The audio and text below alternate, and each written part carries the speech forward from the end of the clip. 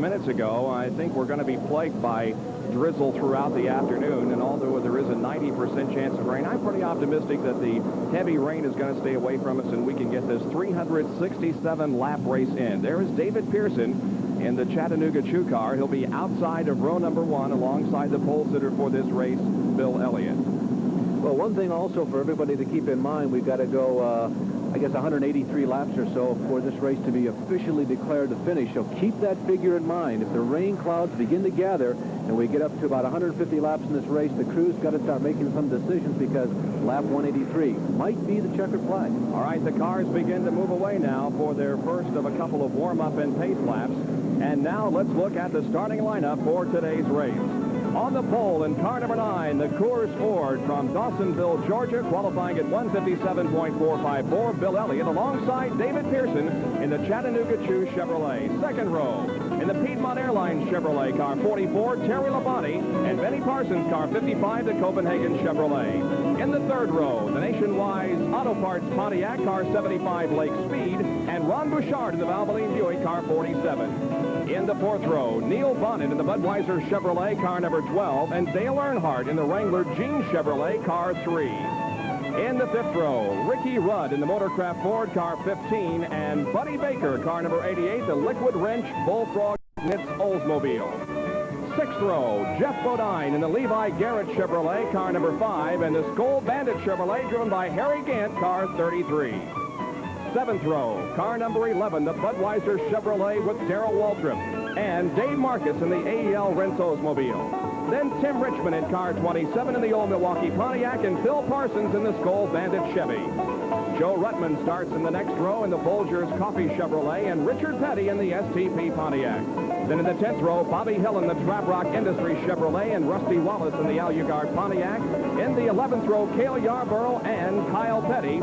And in row number 12, Bobby Allison, car 22, and Morgan Shepherd, car 1. 13th row, Ken Schrader and Mike Alexander. 14th row, Trevor Boys and Slick Johnson. Ken Reagan and J.D. McDuffie start in row 15. Connie Saylor and Jimmy Deans in the 16th row. Then Clark Dwyer and Don Hume. Eddie Burschwale and Buddy Arrington in row 18. Bobby Waywack and Dick May in row 19. And Jeff Booker and Elton Dodson in row number 20.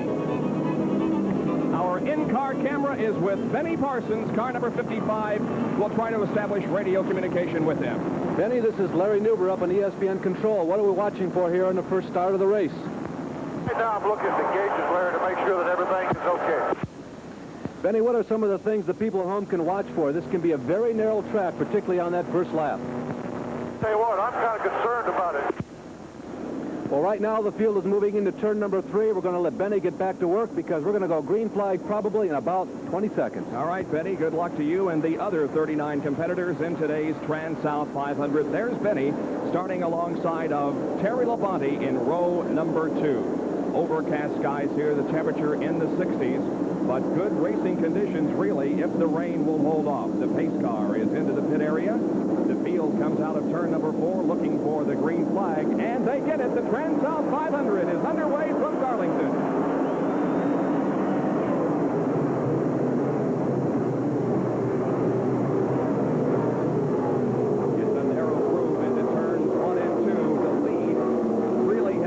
Established by anybody at this point. David Pearson had the slight advantage going into turn 2, but now it's a 3-car race, 3 abreast down the backstretch, and Terry Labonte, like a blast out of a cannon, shoots by into the lead, leaving Bill Elliott in second position and Pearson in third. Off of turn 4 for the completion of lap 1.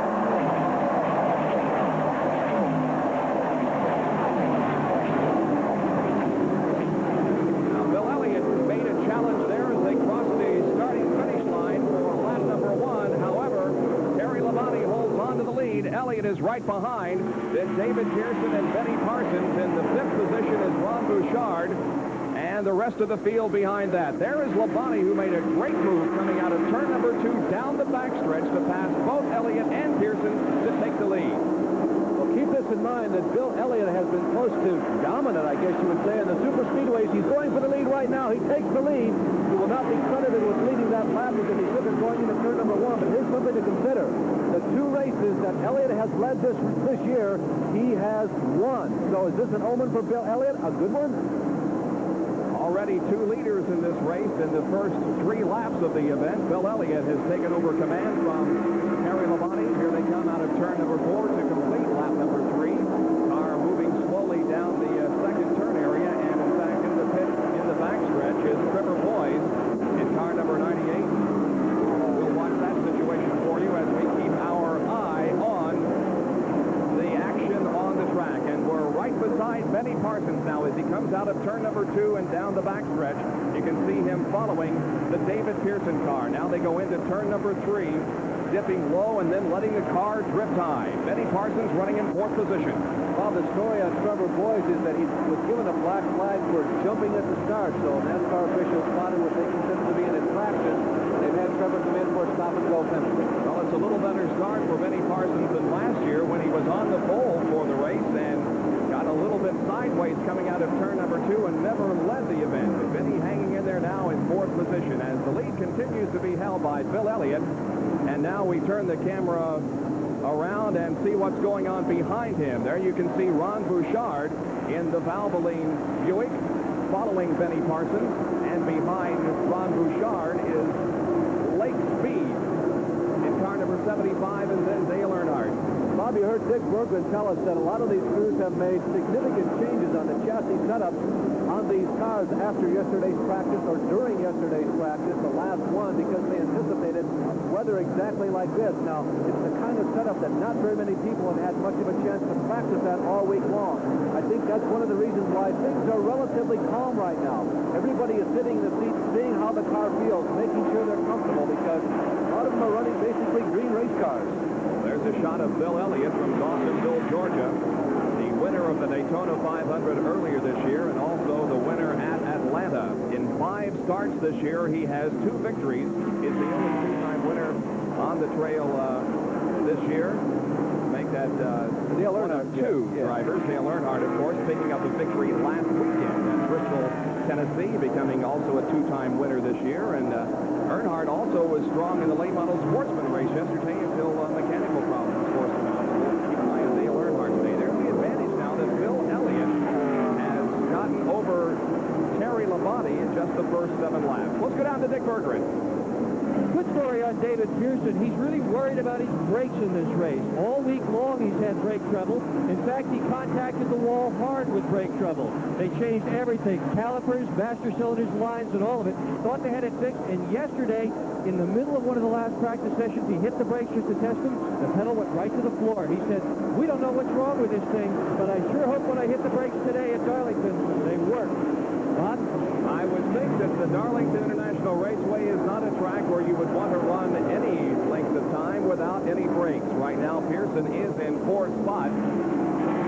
Well, I'll tell you, the big story here, we're going to go down to talk to Hoss Ellington, but it's Bill Elliott. More on that later, but here's Dick with Hoss Ellington. Julian Jackaroo with Hoss Ellington. Hoss, we've heard reports that during qualifying you had a brake problem. Talking to David in the early laps, are the brakes okay? Right now, we don't see any problem. We don't see any problem right now, Jack. I just hope we can go all day without having any problem. We'll be in good shape. What do you do to remedy a situation like that if it develops here? Well, I don't know. It's going to be hard to do anything here. The track's small.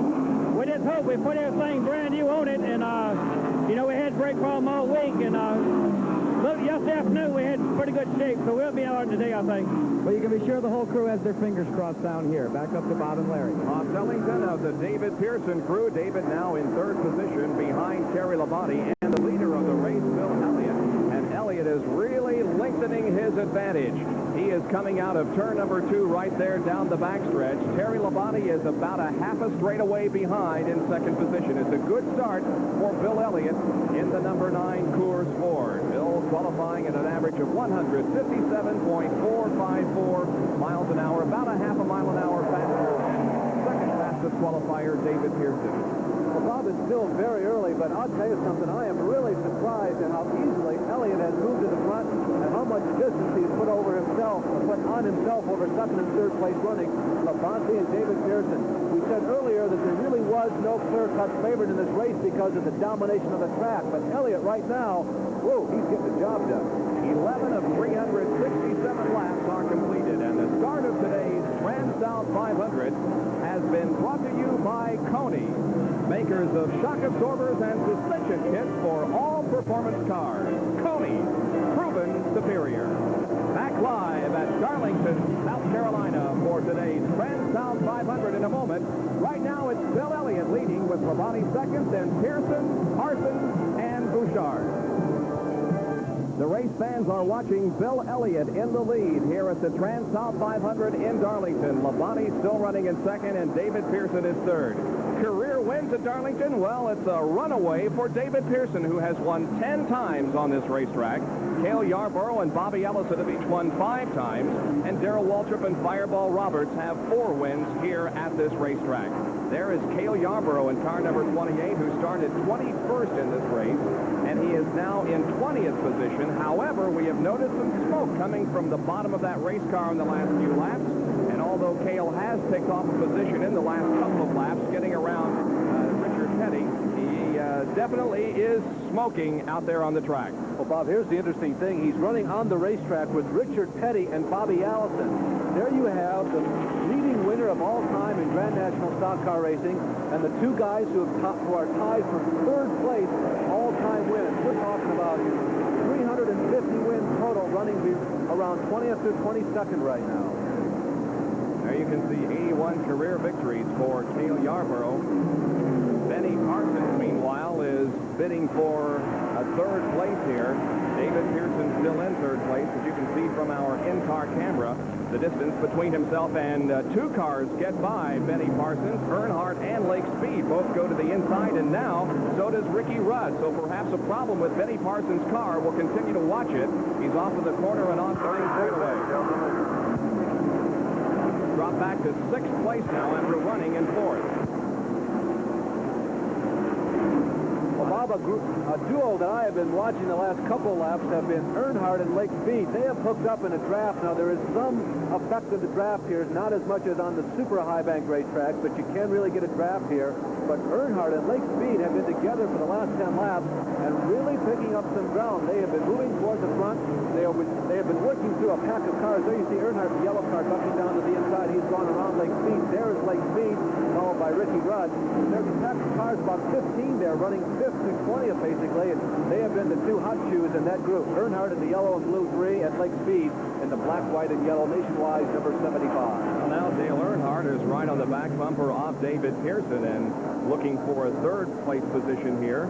Earnhardt looks inside once again, coming out of turn number 3 into turn 4. Pearson moves high, and Earnhardt goes low on the racetrack, and Dale Earnhardt from Kannapolis, North Carolina, has moved into 3rd place behind Terry Labonte and the leader of our race, Bill Elliott. So David Pearson drops back to 4th, and in 5th spot then is Lake Speed in car number 75.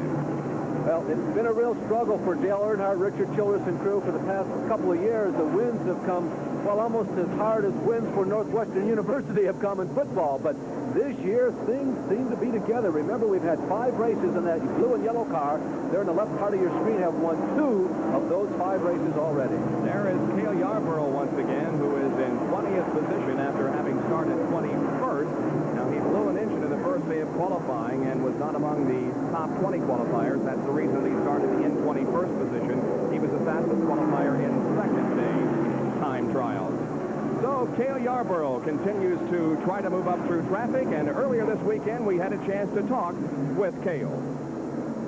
It would be an understatement to say that the 1985 season for the Hardee's team has not gone the way everybody had hoped. Engine problems, changing over. Are you discouraged?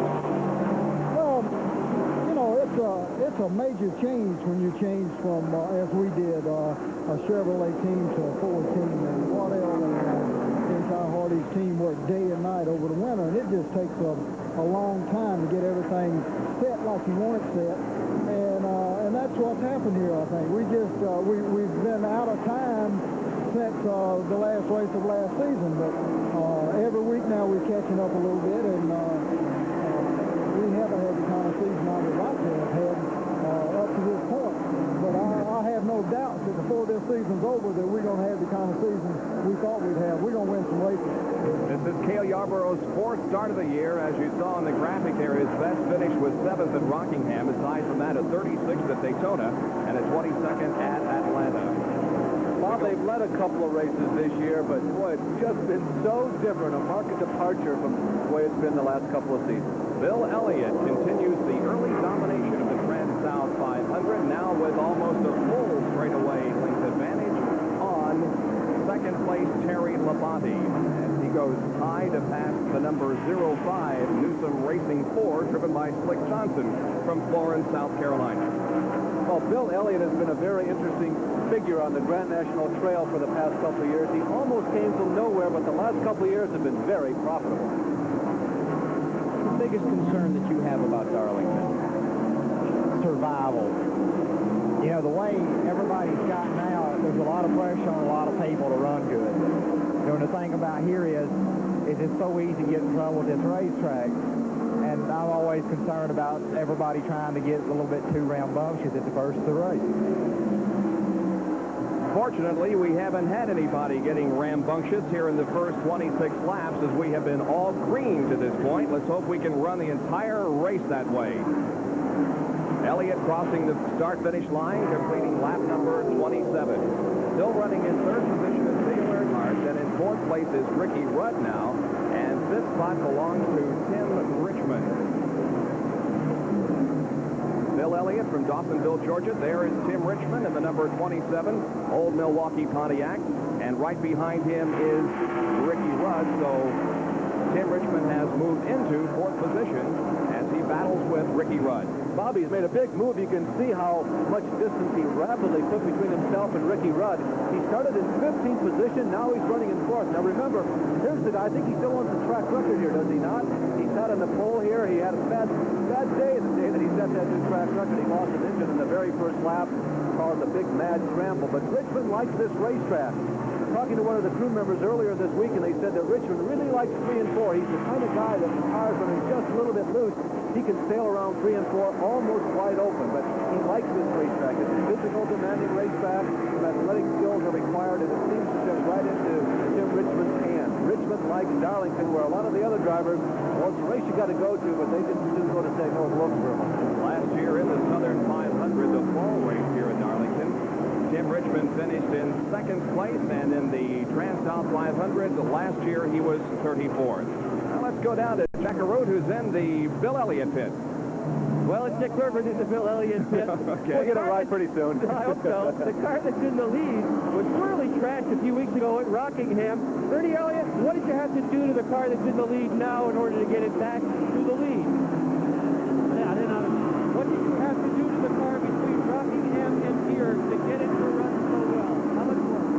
Well, you know, at Rockingham, the car was damaged pretty badly, so, you know, we had to replace the front snout on the car, all the right-hand frame rails, the right-hand bars. You know, basically the right side of the car was destroyed. So, you know, we just finished the car like 1 o'clock Wednesday night before we came here on Thursday. So we really didn't have a chance to work anything out on the car, and we were surprised that it really ran as good as it did. They obviously did their work well. The car is 2/3 brand new. Snout means they cut it off at the firewall, so everything from the firewall forward is brand new. It's working very well, Dick, in the first stages of this race, as he has opened up quite a lead between himself and Dale Earnhardt. As we're once again with Benny Parsons, we will be back with more live coverage of the Transouth 500 on Auto Racing 85 in just a moment.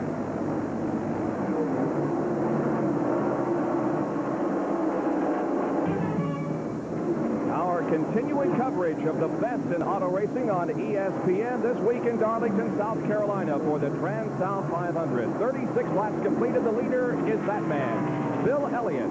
Second place is Dale Earnhardt. Then Terry Labonte. Fourth is Tim Richmond. Fifth is Ricky Rudd. Sixth is Blake Speed. Seventh is Benny Parsons. In eighth position is Neil Bonnet. Ninth is Ron Bouchard. 10th position is David Pearson. And 11th is Darrell Waltrip. 12th spot goes to Jeff Bodine. 13th is Harry Gant. 14th is Buddy Baker. And in 15th spot is Joe Ruttman. We have had no yellows to this point with 37 laps completed. And it's really quite unusual. Bob, we're going to play this game about who is the fastest on the track again right now. I'm ready to say it's Earnhardt. Earnhardt is coming on. I want to tell you, even though Elliott has led this race essentially since lap 2 or 3, he still has not put a lap on the guys who are running in the top 20 positions. Richard Petty and Bobby Allison, believe it or not, are back there. Yarborough, by the way, has made a little bit of a move. But see the yellow car? Here comes Dale Earnhardt, and we are going to have our first substantial challenge under green flag other than the early laps for the lead. Earnhardt is really moving.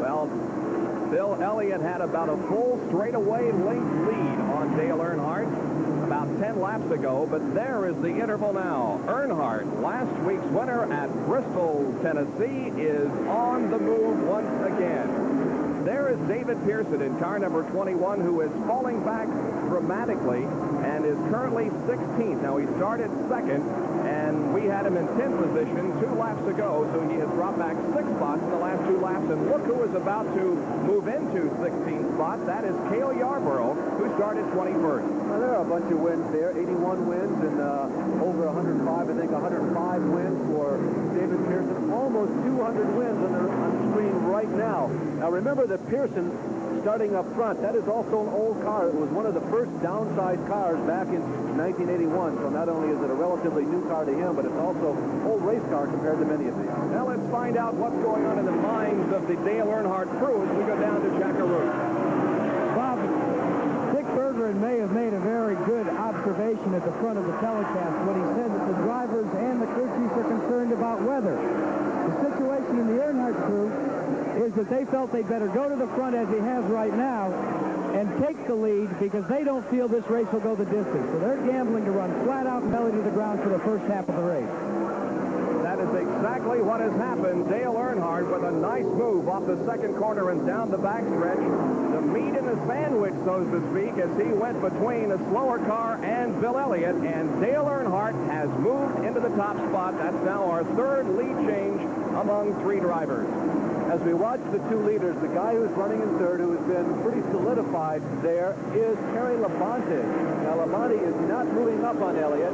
Earnhardt got around Terry and quickly disposed of him. Remember, Earnhardt was racing with Blake Speed earlier, but Labonte is not making a move up. So right now, these are the only 2 guys, as they put a 1 lap on Kenny Reagan, these are the only 2 guys who appear to be joustling for the lead.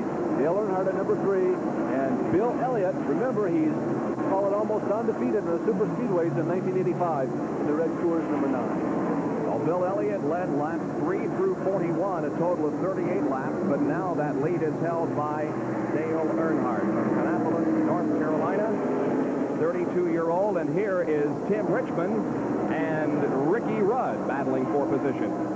Well, Ricky Rudd looked like he was in the position to win last week. Remember, we got that new tire rule where under any pit stop, you're only allowed to change 2. You got to make a decision. And Ricky agreed that he differed into his opinion as to what they should do with the crew chief, and it may have been the difference in the race. 4th and 5th position battle here. Tim Richmond, car 27, and Ricky Rudd in number 15, the Motorcraft Ford. And, of course, Tim Richmond in the old Milwaukee Pontiac, 4th and 5th spot. Well, Richmond seems, Bob, have not slowed down, but he has pulled back a little bit from his pace. You know, he knows on the radio just exactly how far Earnhardt and Elliott are ahead of him. And really, at this point in the race, even though we've got threatening weather, I would imagine that Richmond feels, well, I can't catch those guys right now with the setup I currently have. So I've done well. I've improved my position considerably. So let me kind of stay right here. Keep those guys within sight, within a half a lap, so I don't get lapped. And maybe when we make a pit stop and we all change tires, maybe I'll have the hotter setup after that. Of course, 1 yellow flag will wipe out any length of lead as long as it's not more than 1 lap. We have had no yellows to this point, so when can we anticipate the first green pit stop if we don't have a yellow there? Well, we should be looking at these sometime in the late 60s in terms of laps, or early 70s. We go 74 laps is 100 miles here, so we're not quite on them right now, but sometime I would say within the next 15 minutes if we stay under green flag. Well, Ricky Rudd was very competitive in that race at Bristol, Tennessee. He raced with Dale Earnhardt most of the afternoon, but he lost it, and we asked him about that. When you are beat, like you were at Bristol by Dale Earnhardt, and in the fashion that you were, do you think about it on the ride home? Do you talk over that race again? Well, I've probably run that race 100 times in my mind since I left that racetrack, and it all comes out to the same thing. I probably made a mistake on the last series of pit stops. Bud Moore, the crew chief, and Doug Williams, they wanted to change the inside tires. I thought that our best shot would be with the right side tires. We slowed down about a half a second a lap at the end of that race because of that tire change. And, you know, if anything, I'm probably a little bit hard on myself saying, you know, why did I make that decision? And a lot of it goes back with experience, and a lot of it is lack of experience with this new tire rule. And the only thing you can do is say, well, maybe next time I learned a lesson that time and come back to next race. Hopefully we'll be in the same shot this year, this position at this race at Darlington, and it'd be very fortunate if we could be. And maybe I wouldn't make a mistake the second time. Right now, Ricky Rudd in 5th position here in the Transouth 500. Let's go down to Dick Bergeron as we watch Harry Gant, who has come in for the first pit stop. They are changing rubber on the right side of that car. He pulls out a quick pit stop. Now let's go down to Dick Bergeron.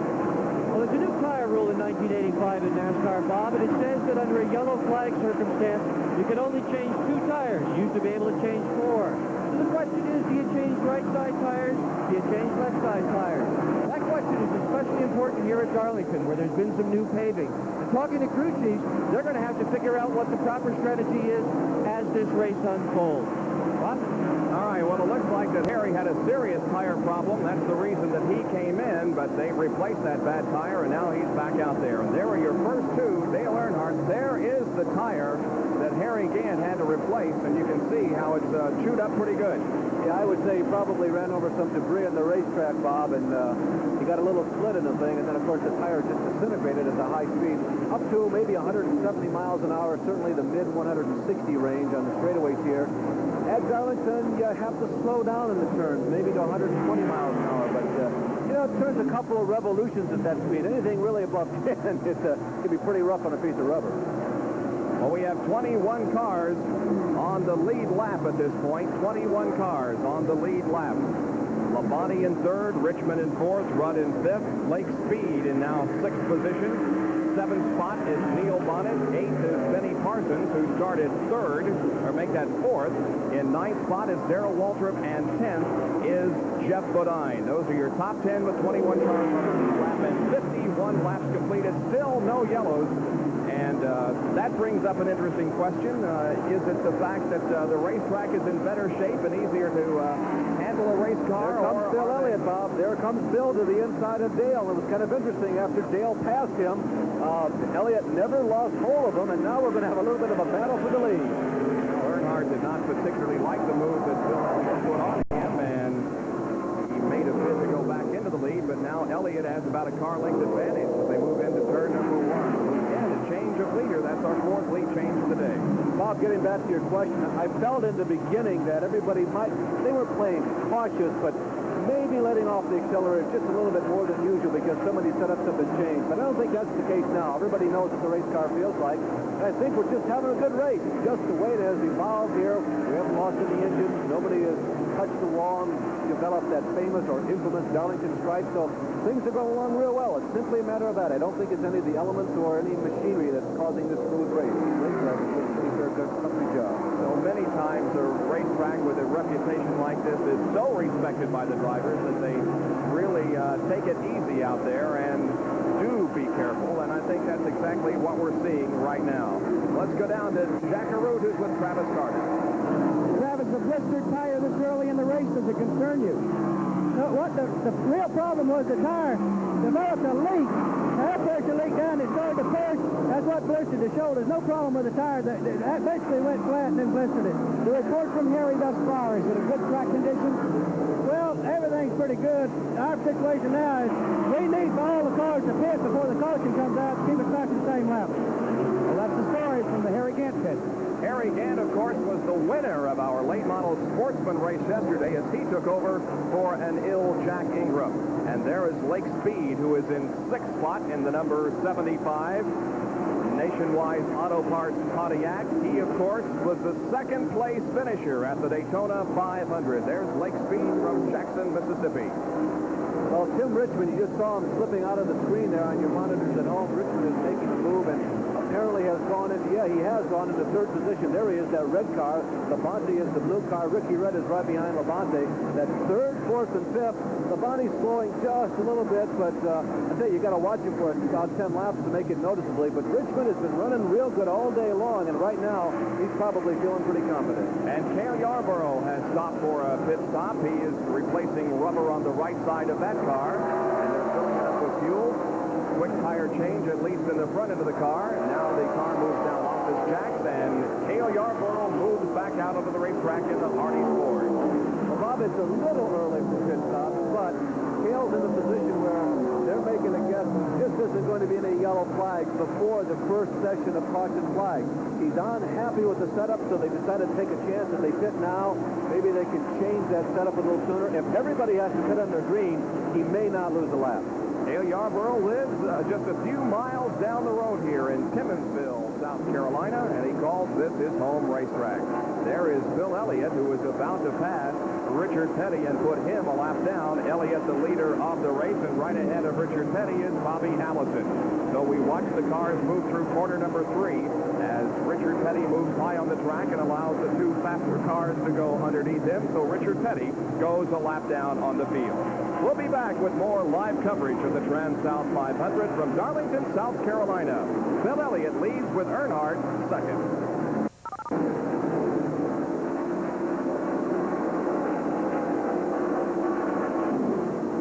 The top 10 with 57 laps completed. Elliott the leader, followed by Dale Earnhardt, then Tim Richmond, Terry Labonte, and Ricky Rudd.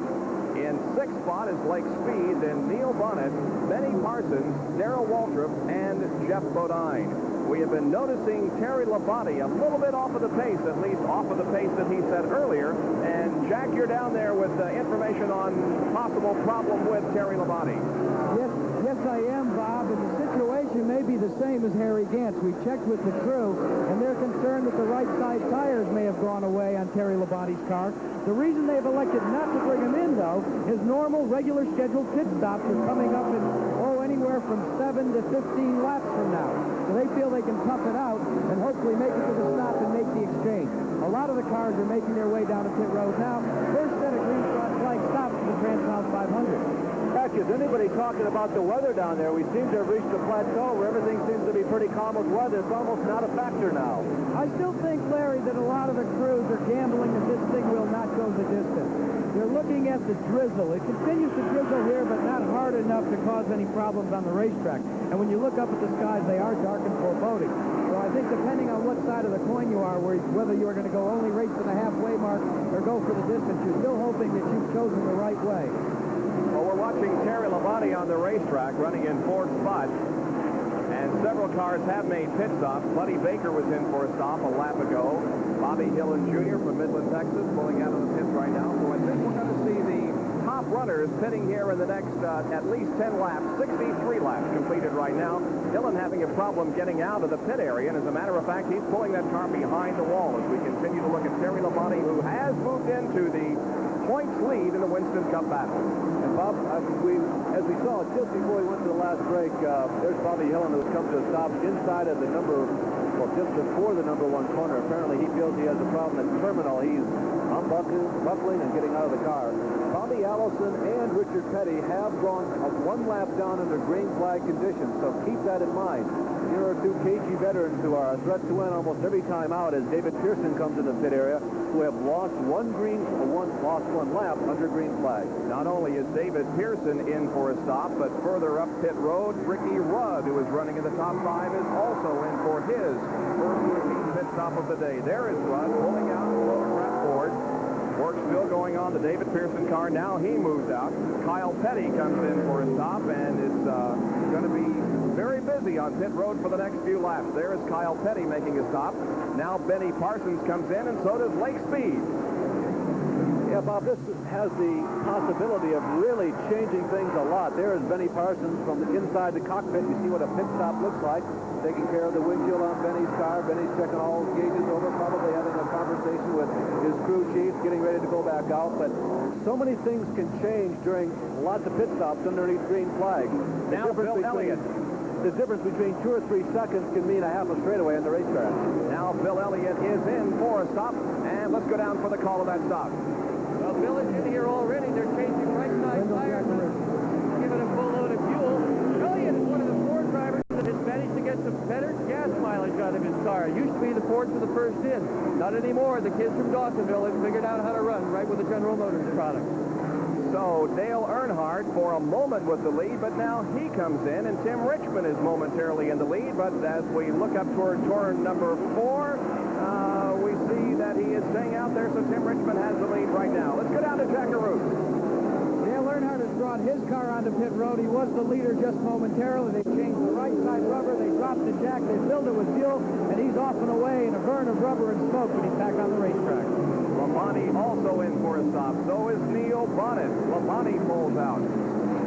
Well, the big question is, here comes Elliott around. There's Earnhardt trying to get back up onto the banks, onto speed. Elliott has not reached him yet, so Earnhardt does execute apparently about a 1/10 of a second faster pit stop than Bill Elliott. He is about 10, 12 car lengths behind. So Dale Earnhardt, I would say, has the lead, but we'll have to wait and see until everybody makes their pit stops. But it certainly is going to be Elliott or Earnhardt. Right now, the advantage goes to the yellow and blue car. And Tim Richmond, who was shown as the leader for 1 or 2 laps, has come in. It's a quick stop for Tim. He's back out there. And right now, the lead is being held by Darrell Walter, who has not come in for his first stop of the day. There is Darrell, who is moving to the apron of the racetrack in turns 3 and 4, so Waltrip also comes in. Morgan Shepherd going back out on the track from his first stop ahead of Darrell Waltrip. We'll watch this Budmobile come in here for its first of the day. The Junior Johnson crew about to go to work on the car. Of course, Darrell's had some bad luck recently. He's dropped out of a couple races that he has been very competitive in. As a matter of fact, 3 that we've seen on ESPN in the last 2 weeks. So Waltrip, who has won so many of these races, really because of a combination of strategy and speed, is probably hoping that today his luck takes a turn for the better, because you need that strategy and speed, but you also need, as he has found out in the last couple weeks, a little bit of luck. Jeff Bodine from Chemung, New York originally, now making his home in Pleasant Garden, North Carolina, moves into the pit area in that Levi Garrett Chevrolet. Work being done on that car. The windshield being wiped off as Harry Hyde and crew go to work on it. Fuel being put in, rubber changed on the right side, and they're still waiting for the fuel to go in. And there it is, and Jeff Bodine moves away. Well, one of the advantages of being a little tall and also a little bald is you're among the first to know when it's raining harder. Right now, it's beginning to rain a little bit harder. Some of the crews up and down pit road are beginning to open up umbrellas. Still probably okay on the racetrack. The weather is deteriorating right now. Dick, you're right. We could see the wind picking up and the raindrops beginning to come down a couple of laps ago, and you can actually see the raindrops on Benny Parsons' windshield as he moves around the number 99 car of Connie Saylor. So we may have a rain problem here. The wind is picking up, and as we look toward the 3rd and 4th turns, we can see it raining beyond there. Let's hope it's not moving this way. And Bob, we're a long ways away from halfway, so we are not in jeopardy of this race ending. A couple of cars almost coming together, apparently coming out of turn number 2. I know that Bobby Allison is one who is pitting on the backstretcher with a red and white car, so I think no harm, no foul in that situation. Both cars seem to be moving down the backstretch. Now we're back in the Benny Parsons car, and you can see the foggy conditions that Bob Jenkins was alluding to a couple of seconds ago. Now, we're not really to the point where it begins to pose a threat just yet, because the rain is very light. But as we look off into the distance, particularly off turn 3 and 4, it does look like there's a little heavier rain cloud. Right there is the shot off of turn 3 and 4, looking, no, that's going down the front stretch. Rather going down the back stretch, not getting into 1 and 2. There's Richard Petty, who has come in for a pit stop, and this SCP familiar, number 43. Remember, he's lapped down to the leaders, Earnhardt and Elliott. Harry Gant has gone behind the wall, by the way. That car in for a tire change early because of a blister tire, but now Harry Gant is behind the wall as they continue to work on that car, and there is the hood up on the car and work being done. Well, Harry, who has won a race here at Darlington, of course, he's won 6 times in his career, but he started in 12th position in this race today. Bobby Hillin is out of the race early. What's the problem? I think I broke a drive shaft when I started out of the pit. So you're going to try and get back in the race? I think so. We've got another problem. We're going to let Bobby go, but we're going to work our way over here to Harry Gant. If we can get our cameraman to follow us here. He continues to follow Bobby Hillen.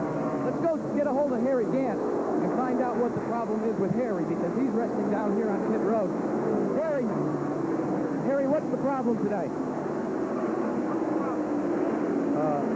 I went to go around a car to come out of the pits. I got in the loose stuff and hit the wall, and it broke the ball joint.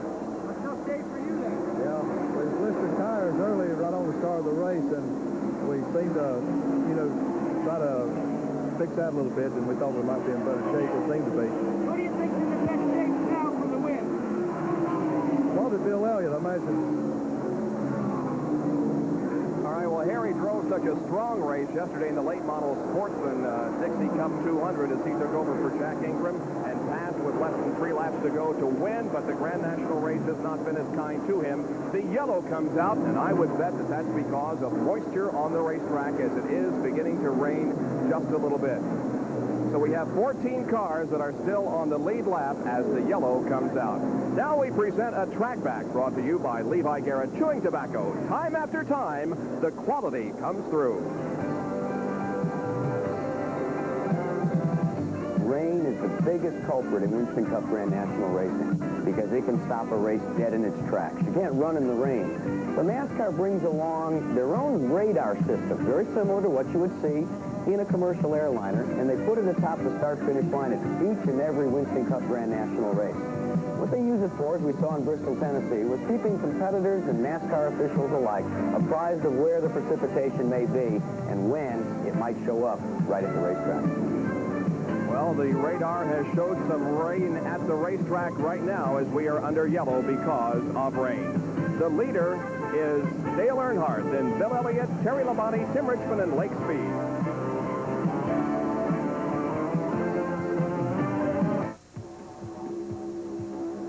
Just hear the stock cars rolling down that high bank track. Better keep your eye on number 5, because he ain't looking back. That's Levi Garrett. Yehuda. Coming through. And Harry Hyde. Taste that flavor coming through for you. Time after time, the quality comes through. That's why Levi Garrett is the brand I'm proud to choose. Levi Garrett. Back in Darlington, South Carolina, inside the rainy windshield on the Benny Parsons car. And Benny, this is Bob up in the booth. We are under yellow. Was the track beginning to get a little slick because of the rain out there? It was, Bob, up at 3 and 4 particularly. The car just got to the point it would not turn like it should. My crew chief, Leo Jackson, asked me, and I thought it just too slick for us to race. All right, Benny, you have been dropping back here. At least you have dropped back from your fourth starting position. Are there particular problems with the Copenhagen Chevrolet? Not really, Bob. Our chassis was just a little bit loose to start with. I've been trying to work out a different line, and it worked pretty good. The cars, I could run some pretty good laps, about as good as the leaders right now. My problem is I couldn't see them. All right, well, we are under yellow, and we'll watch your progress when we go green again. Thank you. Well, we also have an in-car radio into Cale Yarborough, and we're going to try and raise Cale right now.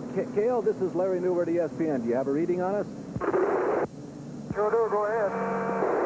Okay, if things started out a little slow, then you began to pick up speed. You begin to move up to the top 20 cars. We're passing them, and then we're one of the early people to come in for a pit stop. What's going on underneath the 28 Hardee's car? Well, we ran out of gas. Ran low on gas a little bit early, and I had a light on telling me that I was low on fuel, so rather taking a chance, we just went on and got some fuel early in the race, but now we know we can run a little bit longer with the light on. So the car's working pretty good. I'm just trying to take my time and stay out of trouble. Okay, Al, you got to be feeling that you're in probably a better position when you started the race because you've been able to stay on the lead lap with the leaders, and with your experience here, this may well play into your hand later in this day. Well, I sure hope it does. This is a racetrack that you got to stay out of trouble on all day, and that's what I'm trying to do. And if we can stay here all day, I think the Hardee's forward will do the job for us. All right. And we're also with Tim Richmond. This Bob up in the booth. Tim, how's the weather out there on the track? Bob, it's been raining.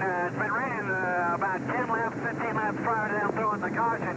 It was getting a little hairy out here trying to see through the windshield and plus maneuver the track with the surface as wet as it was, but thank God they threw a caution. Tim, is the track to the point where it's too wet to race on? Should we red flag it here?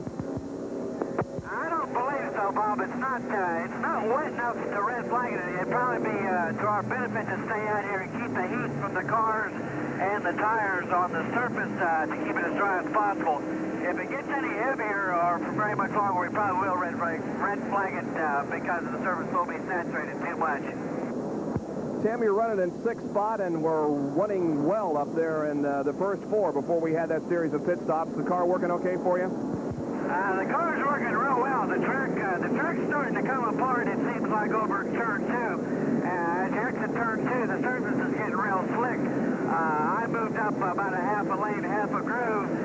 Seemed to tighten the car up, but it was getting pretty hairy for a second until we, kind of like a dirt track, you had to go up and find another groove where you could get the traction. But we seem to have it worked out. The car's running real well. We're just sitting back here not punishing it and trying to use our head and watch out for everybody else and stay out of trouble to the end. Then we'll go race them then. Well, Tim, that brings up an interesting question, staying out of trouble. Are you as surprised as we are that we've had no accidents and no yellows because of spins or anything to this point?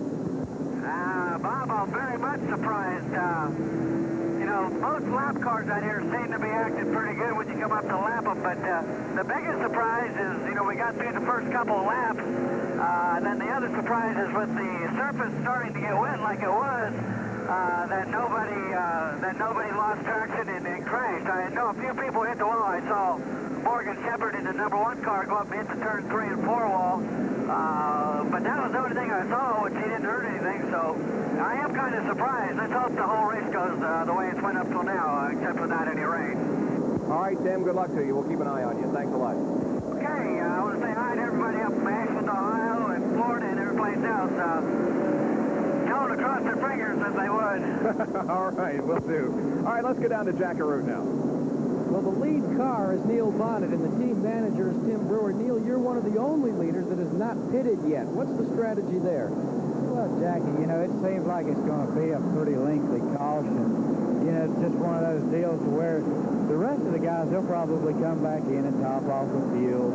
You know, you can only change 2 tires under 1 caution period anyway. So, you know, basically we're just sitting here, you know, waiting for the rain to go away. Then we'll stop and get us a load of fuel, 2 tires, and go on about business. Well, the question, though, is how long can you run under caution? How many more laps can you make before you run the tank dry? Well, you know, we've only ran like 13, 14 laps since we made our green flag stop a while ago, so we're good for about 50, 60 more laps riding around here under caution. So, you know, we're pretty good for a while. Well, that's the story from Tim Brewer, who's the crew chief on your lead car, Neil Bonnet. And some sad news to report from the world of auto racing this morning. Yeah, Bob, Neil Bonnet is running with a little bit of burden of sadness today because somebody who has been his teammate throughout the 1985 season is Butch Lindley.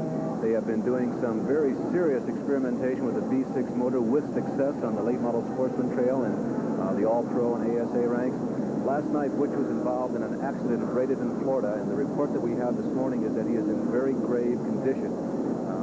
There are unconfirmed reports as to the actual status of his condition, but our hearts and prayers certainly go to all the Neil Bonnet and Butch Lindley people who've been involved with that program, and that's a very sad situation because Butch is a guy who really has shown a lot of potential in his career. He's won a lot of races on short tracks. He's been looked at from time to time as a potential for Grand National rides, but he was involved in a very serious accident last night in Florida.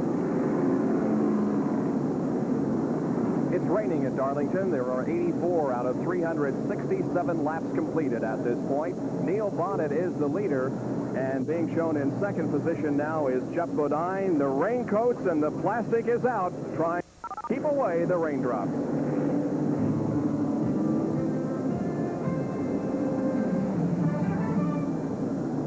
We are in Darlington, South Carolina for the Transouth 500, which is being brought to you by Ford and your Ford dealer. Have you driven a Ford lately? And by Goodyear. Goodyear tires and Goodyear service for more good years in your car. Hopefully, we will be going to a green situation here in just a couple of laps as the skies have brightened considerably. Here are the top 30. Neil Bonnet and Jeff Bodine are running 1 and 2. Then Dale Earnhardt, Bill Elliott, and Terry Labonte. 6 through 10, Tim Richmond, Ricky Rudd, Lake Speed, Benny Parsons, and Darrell Waltrip. 11th, Rusty Wallace. 12th, Cale Yarborough. 13th is Pearson. 14th is Buddy Baker. And 15th is Bill Parsons. 16 through 20, Bobby Allison, Kyle Petty, Ron Bouchard, Richard Petty, and Mike Alexander. In 21st, Joe Ruttman, then Trevor Boyes, Morgan Shepherd, Ken Schrader, and Slick Johnson. And 26 through 30, Jimmy Means, Connie Saylor, Ken Reagan, Buddy Arrington, and Don Hume. 94 laps out of 367 completed. We have not had a yellow because of an accident. However, this rain did bring out the caution flag, and there is the indication from the NASCAR official. In 2 more laps, we'll be going green. Now, several pit stops have been made here recently. Drivers anticipating the green, and so they've come in to get fresh rubber and more fuel. Joe Ruttman pulls out of the pit area. Buddy Baker was in for a stop just a few minutes ago, and Dave Marcus is also pulling out. So we're just about to go back to green. And Neil Bonnet must have set some type of record. I think he went about 120 miles on that first load of fuel. Of course, the last 50 miles or so were under the caution flag. Just kidding, a little bit getting that good of gas mileage. But he did stay out there for quite some time. He has pitted, so the leader, or the man who led under this caution flag, has come into the pit area, and he is now back under the racetrack with his pit stop completed, but he's at the tail of the line and is not leading this race right now. By the way, Cale Yarborough has remained on the lead lap. Well, while Larry and I have been nice and high and dry here in our booth, our pit reporters, of course, have been getting a little bit wet. Let's check in with them. First, let's go to Jack Arute. Well, Larry and Bob, I think the key here is going to be what's going to happen with the weather. You have to make the choice vis-a-vis tires and fuel. Do you come in early when they draw out the caution? You come in late. Everything's still up for grabs, and I think it's just like Larry Newberg said at the start, there's no clear favorite. Well, Earnhardt seems to be counting on the weather staying cool and possibly even a little bit damp. They've really got the engine wound up on that car. The reason they dropped back just before the caution flag was to try to conserve it. They've really hung it out on the weather, hoping it's going to stay cool. All right, well, Neil Bonnet has made a pit stop. That puts Jeff Bodine, the first car behind the pace car, and right behind Jeff is Dale Earnhardt. Bob, I thought that 120 miles sounded a little long, even under yellow flag conditions. And I've just been handed a note that says he did pit on lap 67. So he did get out of the pits before everybody else, but Neil Bonnet has not been out all day long with just that one pit stop. Bobby Hillen Jr., who pulled behind a wall with a problem, is back out on the racetrack. Now, the pace car moves to the inside, and by golly, the skies are almost bright enough to see a little bit of sunshine peeking through.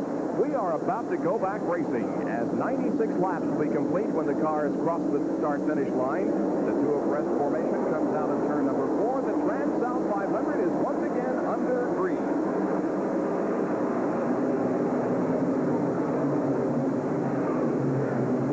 They go 4 wide down the straightaway, but when they get into turn number 1, it's the 2 abreast at the very most, and they would like to run single file through there. Now let's see if Dale Earnhardt displays the muscle that he displayed earlier when he passed Bill Elliott. The car in front of Dale Earnhardt is Jeff Bodine, and they move side by side going into turn 4, and Earnhardt grabs the lead again.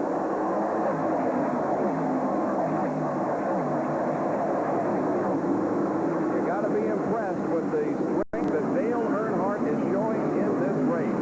He has passed Bill Elliott with a lot of strength, and now he passes Jeff Bodine to move into the lead, and look at the distance that he's opening up. Bobby really has opened up quickly, and now you begin to think about that halfway point. Remember, it's 184 laps, so we've got about 90 more laps to go, but the laps can go by quickly if we remain green here at Darlington. There are communications not only on the radio, but with hand signals, and we understand we saw one from Ricky Rudd. Look at Ricky stick his left hand out of the window and say, "Go ahead, Benny." Very interesting. A lot of interesting communication that goes on among these drivers while out on the racetrack after the last flurry of pit stops. And by the way, Tim Richmond, talking about pit stops, look at the front end of Tim Richmond's car. Oh, and Richmond was running so well and looked like he was definitely a threat to victory, but he's just about to go a lap down. There goes Earnhardt by in the high side, which you can't see here, but there goes the field by on the outside. And Tim Richmond not only has a damaged race car, but he's now a lap down. Yeah, that's tough luck for Tim, who spoke very confidently with us when we were on the radio with him during that yellow. But he either ran into somebody or something and damaged that car and is a lap down. Dale Earnhardt sets the pace here out of turn number 4 with Bodine now back to third position as Bill Elliott has moved into second again. And here comes Terry Labonte to the low side of the racetrack, moving into turn number 1, and he now is in third place. And Lake Speed comes right along in fourth. About a couple of seconds ago, I started to talk about the communication that goes on among these drivers. If you saw our broadcast last week at Bristol, after the last pit stop, Dale Earnhardt moved up to the outside alongside of Ricky Rudd. And I wondered if there was some communication going on between the two of them. And sure enough, I asked him about it. And what happened was Dale was pulling up alongside of Ricky and giving him the strength gesture, letting him know he was there. And then after the race, they also got next to each other and said hi to each other. And Ricky congratulated Dale on the race well run. Now let's go to Dick Bergman in the pit area.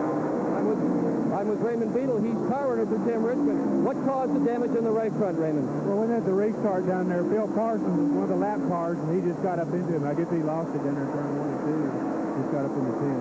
Can you tell if the handling is all right?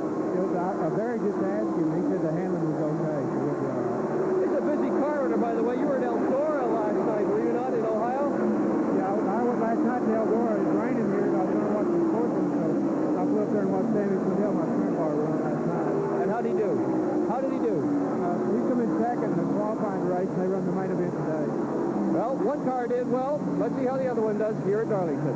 Good battle going on. Look at Tim Richmond. That car is certainly not handling poorly. He just goes to the inside of Jeff Bodine, passes him. Tim would like to get his lap back that he lost because of that incident on the restart. I tell you, though, Richmond's going up against the Green Bay Packers. He's a long ways away from Earnhardt and Elliott, who are absolutely decimating the field. I got to tell you, in the beginning of the show, we said it didn't look like there was any clear-cut favorite in today's race. Well, Elliott has made it eat a little crow on that, and because of the performance that Earnhardt has turned in, although we did say that Earnhardt has been hot lately, he, too, is making us not look too bright about that prediction that was no clear-cut favorite. Lake Speed put a stripe on the left side of his. Oh, he got it again. Yeah, he's either having handling problems or letting it all hang out. I guess he's just letting it all hang out because he moves into fourth spot. Lake Speed goes around Jeff Bodine and moves into fourth. Boy, some anxious moments for him, though. He scraped the wall up there in 3 and then nearly lost it coming off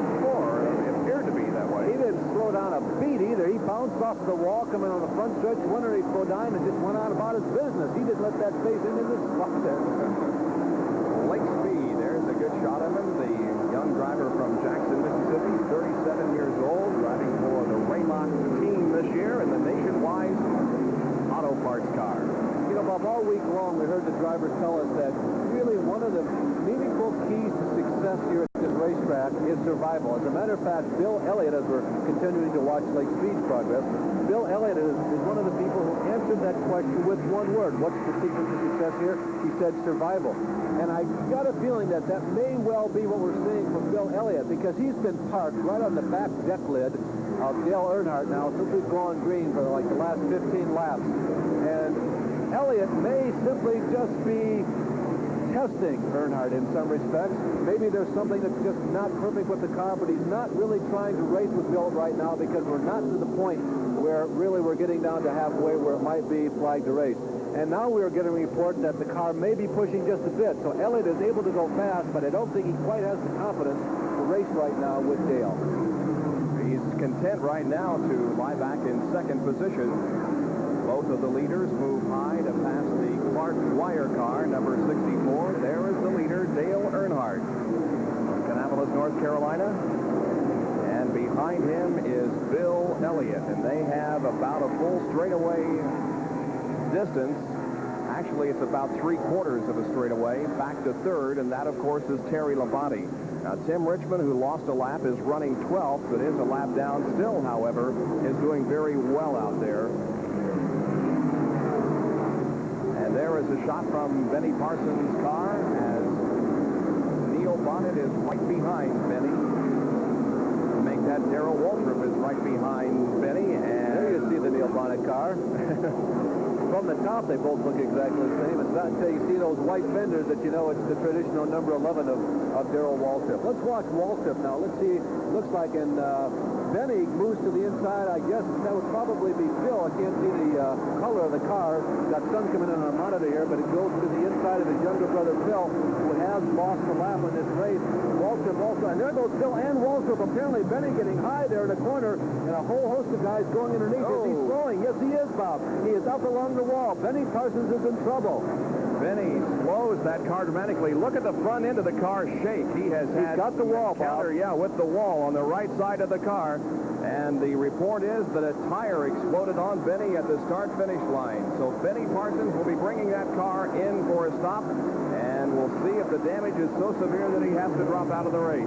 Boy, that was very dramatic. We have to be at the right place at the wrong time for Benny Parsons right there. And Benny did an excellent job of keeping that car under control because the tire exploding at the 165-mile-per-hour plus speed on a straightaway here at Darlington going into one of these tight corners, that is a very, very expensive order, but Benny did a very good job holding the car under control. We are yellow because of the incident. There is debris here on the main straightaway. It looks like that it's a shredded tire, but there could also be some other type of debris on the racetrack. So a yellow is out, and Benny Parsons comes in for a stop.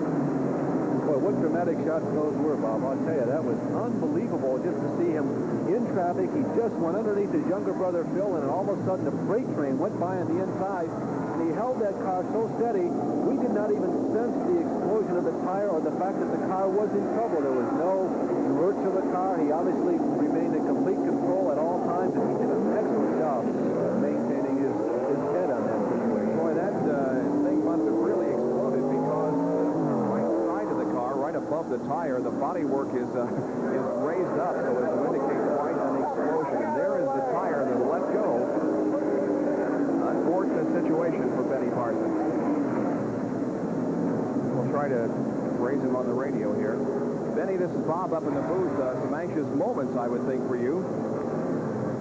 Say that again. I don't know what happened. I guess a right front tire exploded. All right, is there damage with the body or any other portion of the car, or was it just mainly confined to the tire area? The right front fender's torn, the hood's torn all up. I don't know. I really don't know what happened. We don't know how bad the damage is right yet. You haven't been able to assess as to whether it's going to slow you down at this point. All right. Well, let's go down to Jack Arute, who can further examine this tire that exploded on the Benny Parsons car. Bob, if you had a tire explode at 165 miles an hour, you'd definitely be in the wall in a highway car. But Goodyear Tire and Rubber Company has developed a safety inner liner for race tires on super speedways. You can see how bad the outside tire is tore up. But inside, the integrity is still there. There's plenty of air pressure, and that's probably why we did not see Benny Parsons pace the wall in turn one.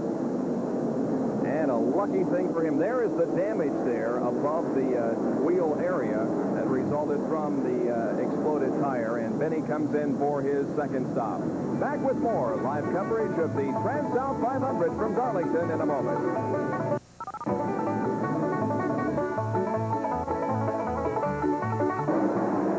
Just as you join us, the green flag comes down once again on the Transouth 500. We've been yellow because of the incident involving Benny Parsons, a tire exploding on him and debris scattered on the racetrack. But now we're green once again, and Lake Speed has the lead as they speed down the backstretch. That's David Pearson right behind him, and Tim Richmond third in line, but he has lost the lap in this race. And Terry Labonte has moved to the apron of the racetrack and is coming in. Terry Labonte is last year's national champion, who really has a habit of finishing his races. That's one of the real keys to success of this team, is that they are able to race all day long. But suddenly, after this green flag is unfurled, after our second significant caution flag, Labonte is coming to a stop in the pits. Now, the field is rocket shipping down the backstretch. Labonte has not lost a lap yet. You can see the crews really working hard, trying to keep on the same lap. And Jack Arute is down there right now. It was left side tires for the Piedmont Airlines car. Dale Inman is the crew chief. Dale, another problem. He just waves it off. Another problem with tires after a caution. Back to the tower. Is he going to go a lap down? Yes, he is. Dale Earnhardt, who is now in the lead, and Lake Speed both pass him in turn number 2, and Terry Labonte is also a lap down to this field now. Labonte is the leader in the Winston Cup points battle because of his finish at Bristol. Jeff Bodine is second in the point standings, and we'd like to remind you that we will continue to cover the Winston Cup battle in points next weekend as we bring you live coverage of the Arkansas 400 from North Brooksboro, North Carolina. Well, there's no question now that Dale Earnhardt has shown us that he is the superior car here today so far. Tim Richmond has his nose up front again. He's got a quick glimpse of the red gold numeral number 27. Remember, he lost a lap when he too encountered the cement here at Darlington. He's running well, but the car is performing quite well also, despite the fact that he got to the fence. He is still down a lap. He'd really like to get ahead of Dale Earnhardt, but Dale is just whooping everybody today, and he's not letting anybody get by. You know, Bob, there's an interesting story there in the top 10. It's only about, a straightaway or half a straightaway behind the leader. You know, Cale Yarborough, he's not made much noise today, but he's still there. He's still in the same lap. They've had some troubles. They've been able to stay on the lead lap, and don't count him out yet. Also, Darrell Walton's still in there, I noticed. Yeah, there are lots of contenders still up there in front, but have not been a major factor at this point. There is Dale Earnhardt, who is in the lead, and Bill Elliott is running in second position. And we had an opportunity to talk with Dale Earnhardt. If you were writing your biography, how would you describe Dale Earnhardt? I don't know, really. I just, I'm a dedicated racer. I grew up racing, and my dad raced. That's all I ever knew. I just love to race. I don't really think about the money or what goes along with it or the PR work or the what. I just love to race. Go out there and race that race car and win races. And he is a former Rookie of the Year and a former Grand National Champion, and is in the point standings third right now in 1985. Well, Benny Parsons has pulled behind the wall. Now, they did remove, as you can see, the front bumper on that car, the front area above the tire. However, apparently things just aren't working for him, and he's pulled behind the wall. Larry? Benny, this is Larry Newber. You got a reading on us? Larry. Well, what's going on, Benny? What do you think the problem is, and can you guys solve it? Well, the toe out, when the tire fluid, it bent something in there, and it's towed out about an inch. It makes it very hard to try to drive going in the corners. Now, because you guys don't race for points, I guess you have a lot of decisions to make right now, whether or not to stand and fix it or to get out, don't you? That's right. You know, if we didn't have the camera, it wouldn't be any choice. We'd just quit. But we'd like to get fine pictures for you guys today if we can get it fixed. Thanks, Benny. Hang in there. We know you got to go do some radio, so see you a little later. Well, Benny was providing some excellent pictures for us. He was running in 7th position when all of a sudden, as we rode with him, the tire blew and he went high on the racetrack, and everybody got below him and past him, and now Benny Parsons is behind the wall. Look at Tim Richmond, though. When he had his problem and got some damage there on the right front corner of the car, it has not slowed him down a bit, as he is right up there behind the leader, Dale Earnhardt. Now, here's another competitor behind the wall, and we all know who that is, Richard Petty. Yeah, I think we've seen that car a couple of other times. You know, for Tim Richmond, who's running second in line right now, put this in perspective. He is showing everything that he has. Now he's going to try to move to the inside of Dale Earnhardt, because Richmond figures you can't go that long here at Darlington without a caution flag. So he wants to get ahead of Dale Earnhardt. If he can lead Dale Earnhardt across the stripe under a caution flag, you know, they race around to the caution when it flutters in a Grand National stock car race, Richmond can get back onto the lead lap. So Richmond, for every lap, he's got to consider it as a white flag. He's racing very hard to try and lead Earnhardt across the line here in the front stretch. Well, with 124 laps completed in this race, it has been, by and large, a Dale Earnhardt and Bill Elliott race to this point, and they're running 1-2 right now.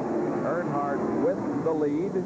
Tim Richmond is the second car in the line there, but he is a lap down. We have 9 cars on the lead lap, and they are, besides Earnhardt and Bill Elliott. Also on the lead lap is Ricky Rudd, Lake Speed, also Jeff Bodine. In 6th position is Cale Yarborough. 7th is Darrell Waltrip. In 8th position is Rusty Wallace. And 9th, the final car on the lead lap, is Neil Bonnet. You know, I'm more than slightly impressed with the job that Richmond is doing, because he really come up from now in the race, but he is definitely as fast as anybody on the racetrack.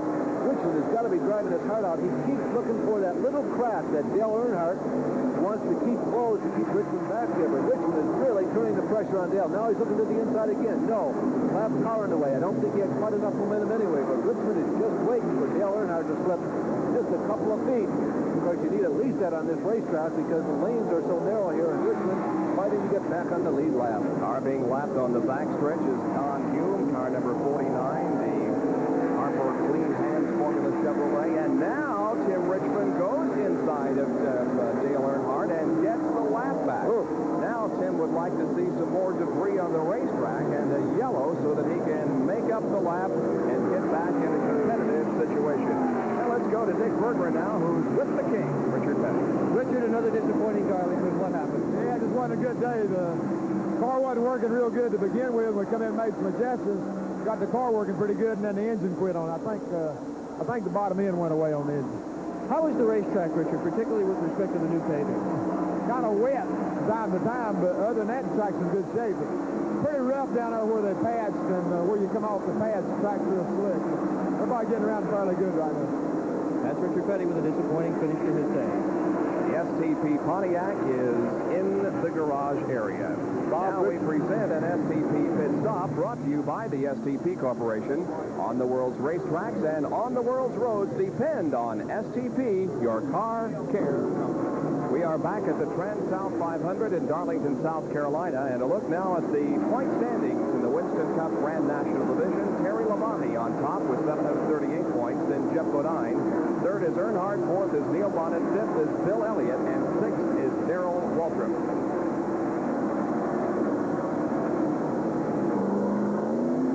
There is Blake Speed moving back out of the pit area after a quick stop. Blake, of course, running in the top five most of the afternoon. His second routine pit stop of the afternoon completed, and he's back out there on the racetrack. Bob, I think they had a tire problem. I didn't guess. We had no report from the pit, but Blake was running very fast. We saw him make some big moves earlier in the day, but began to slow dramatically just before this pit stop. But it was very uncommon, of course, for him to come in here about lap 138 when everybody else is out running fairly comfortably under green flag conditions. And by the way, just to update you, Tim Richmond has been able to stay in front of Dale Earnhardt. There he is. He's still waiting for that caution flag, and will it come? Richmond is working as hard as anybody in the racetrack right now simply because Dale Earnhardt is not making it easy on him. Bob, there's one thing I wanted to say just before that STP pit stop. It's kind of an interesting factor figure here. You know, Richard Petty has won on every racetrack in NASCAR, and repeatedly on a lot of racetracks. You know, he has not won here since 1967. 18 years. Petty won it out. And he is out of the race this afternoon. There is Tim Richmond leading Dale Earnhardt and Bill Elliott, but remember, Richmond is almost a lap down to the field.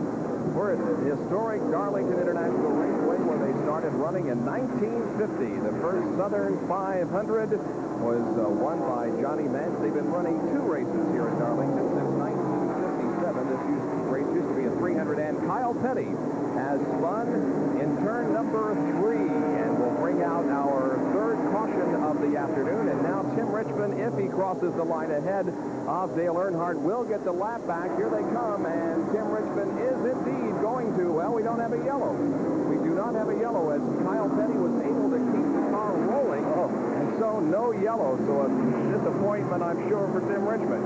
And that's the truth. Right now, Richmond has his hands full with Blake Speed going on the backstretch. There is Kyle Petty trying to work his way back around to the pit area. Kyle looping around in turn number 2 undoubtedly will come in this time around. He's had a pretty good year. You know, he's had 3 top 10 finishes in the 1985 season. He's finished 11th at Atlanta, so let's call it 4 top 11 finishes. And he approaches the 1985 season with a great deal of confidence. He genuinely feels, as do some other people down in the pit area, that he may well be a threat to win one of these races in a very near future. We were talking about Darlington and how they've been running 2 races here since 1957. These used to be a 300-mile race. Used to call it the Rebel 300. And the first Rebel 300 back in 1957 was won by Fireball Roberts. I mentioned yesterday, Bob, and I can't help but repeat it again. That must have been some thrill as we look at Tim Richmond's track record, which is almost 158 miles an hour. I said 2 years ago back in this race in 1983 that it must have been some thrill back in 1950 when so many people had never seen anything like this before to see that first race. Tim Richmond's qualifying record did hold up here this weekend. Bill Elliott put his car on the pole with a 157.4, and as you saw, Tim Richmond's qualifying record is 157.8. Nice move there as number 19, Trevor Boyd, went high on the racetrack, and both Richmond and Dale Earnhardt went to the low side of the racetrack. Dale Earnhardt is still leading. It is lap 144, and he has now led 64 laps. Bill Elliott, who is running in second position, has led 52 laps. Well, there is 5th, 6th, 7th, and 8th. That's Buddy Baker. That's a lap car that's there leading that group through turns 1 and 2. Running in 6th position is Neil Bonnet with teammate Darrell Waltrip running in 7th position. They are still on the lead lap, but that guy right there, Buddy Baker, has lost lap. You know, a lot of you may think the number 88 came, well, let's say out of left field for Buddy Baker, but there's some real family tradition behind that number of 88. That's the number that Buddy raced with successfully quite a number of years ago, and it goes way back to the beginning of his driving career. So the nose-to-tail formation down the left straightaway. Now let's find out what happened to Kyle Petty over there in turn number 3. We'll get down to Jackaroo. Eddie Wood is one of the new generation Wood brothers. Eddie, what was the problem with Kyle Petty? He just called in on radio and said that number 8 car hit him, spun him, and we had 2 slats that changed all 4 tires. But everything else is okay? Yeah. That's the story from the Wood brothers pit.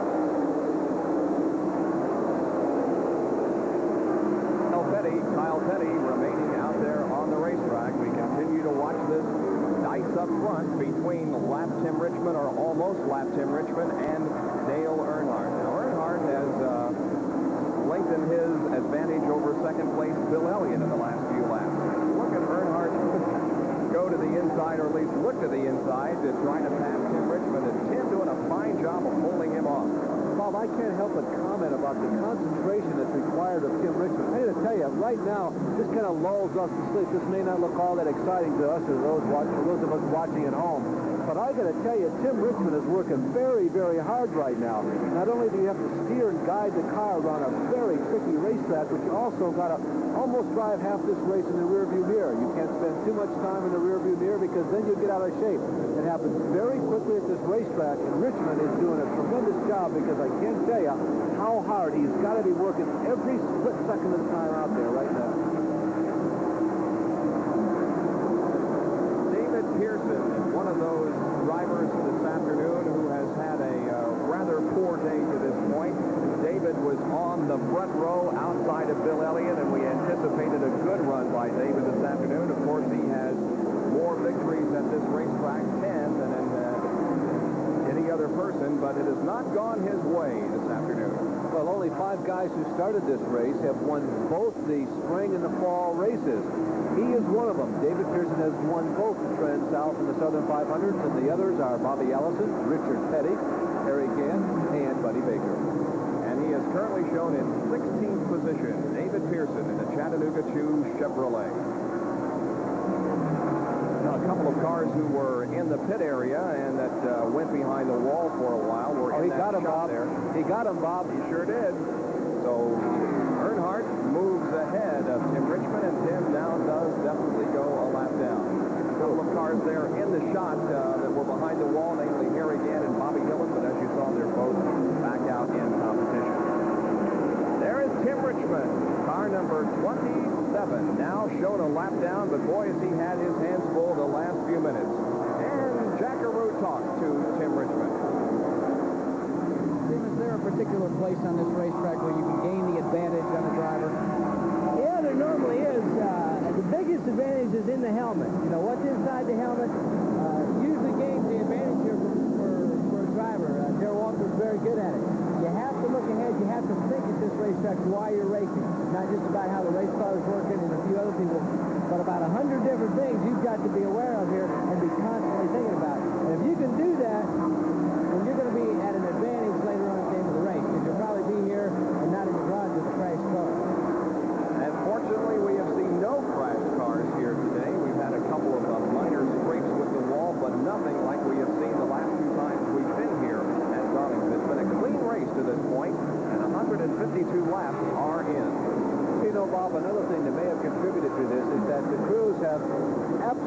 predicted the atmospheric conditions. They all set up for a day exactly like this.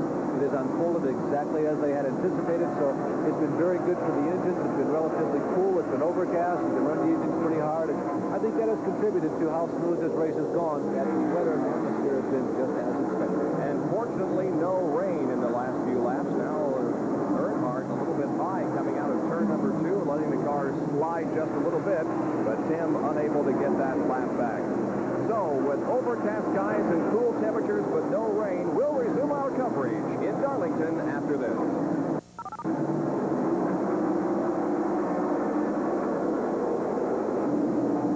Blake Speed has come in for another pit stop, so he has fallen back more positions. He was running into top 5 earlier, but now Lake Speed in for a second stop in the last 20 or so laps.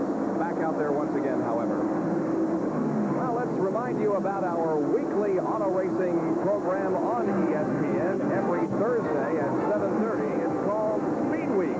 You'll get the latest news from the world of auto racing and the latest results from all phases of motorsports. Join Larry and me for Speed Week every Thursday evening at 7:30 p.m. Eastern Time here on ESPN.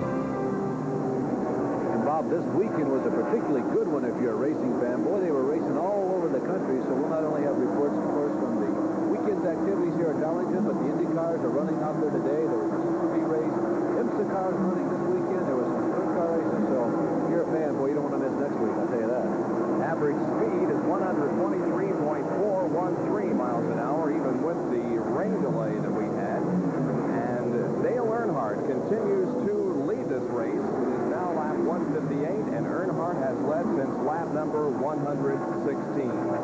Buddy Baker started this race in 10th position in the number 88 Liquid Rich Bullfrog Pits Oldsmobile.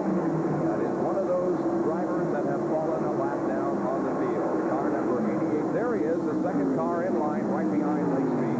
He's another guy who traditionally, this has been his kind of racetrack. He's been very good in the super speedways, although this place has been hard on Buddy's career. He has not won at Darlington since 1971. You can see that he's had a couple of good finishes already in the 1985 season. He apparently is going to run the entire season fielding his own team, and he's bitten off quite a big piece, I got to tell you, to field your own team, to be the chief mechanic and the team leader and everything like that.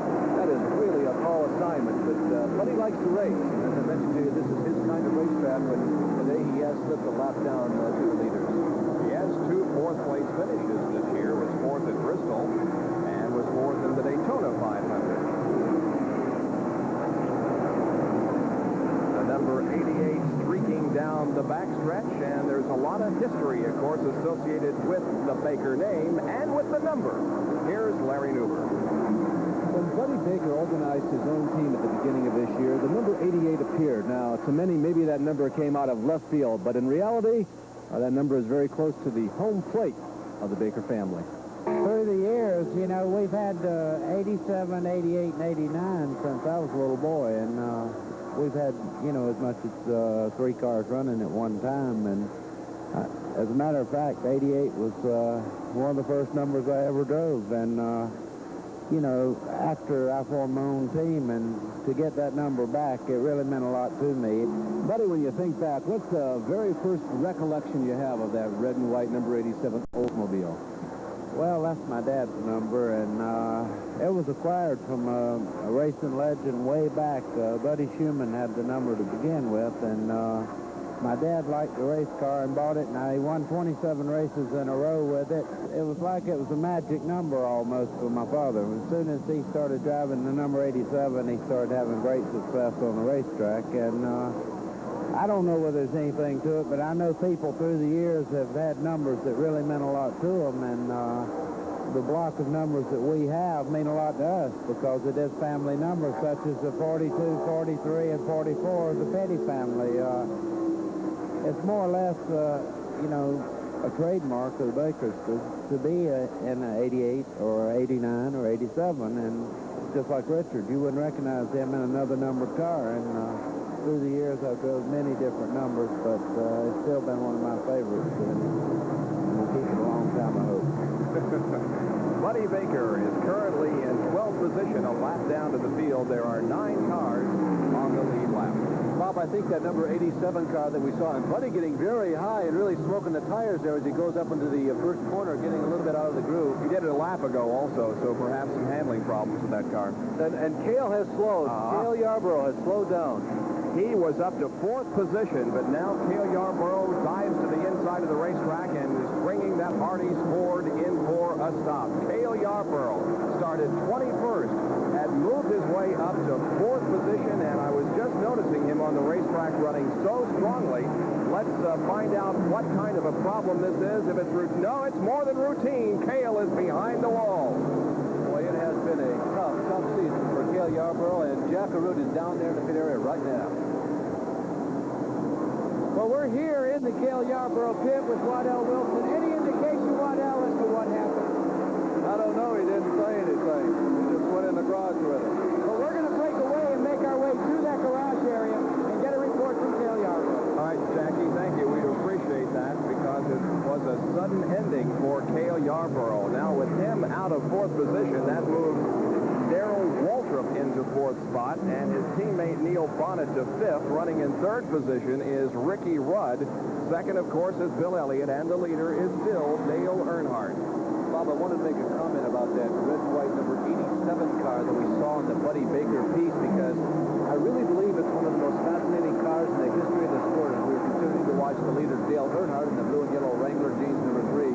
That number 87 car is a 1950 Oldsmobile, and I got to tell you, it raced for over a decade and won races between 1950 and 1960. It also raced in the very first Southern 500 on this racetrack here. Never count Darrell Waltrip out of the race. Let's go down to Dick Berggren. You bet never count Darrell out. Jeff, have you guys just been holding back? Is there more? Well, not really holding back. We're trying to be just a little bit on the conservative side because it's just a long race, and it's a very dangerous race as far as traffic. Right now, the way Earnhardt's running, we're trying to pick the pace up a little bit every lap. He's done it. I told him to get too close to comfort, so he's picking it up a little bit. We can get lucky here when we get a caution flag or whatever. It's going to be all right up there. It's a long race. Dale's running awful hard right now for a 500-mile race. And last year, when these guys entered victory lane, they had about the only car. Jack, to you.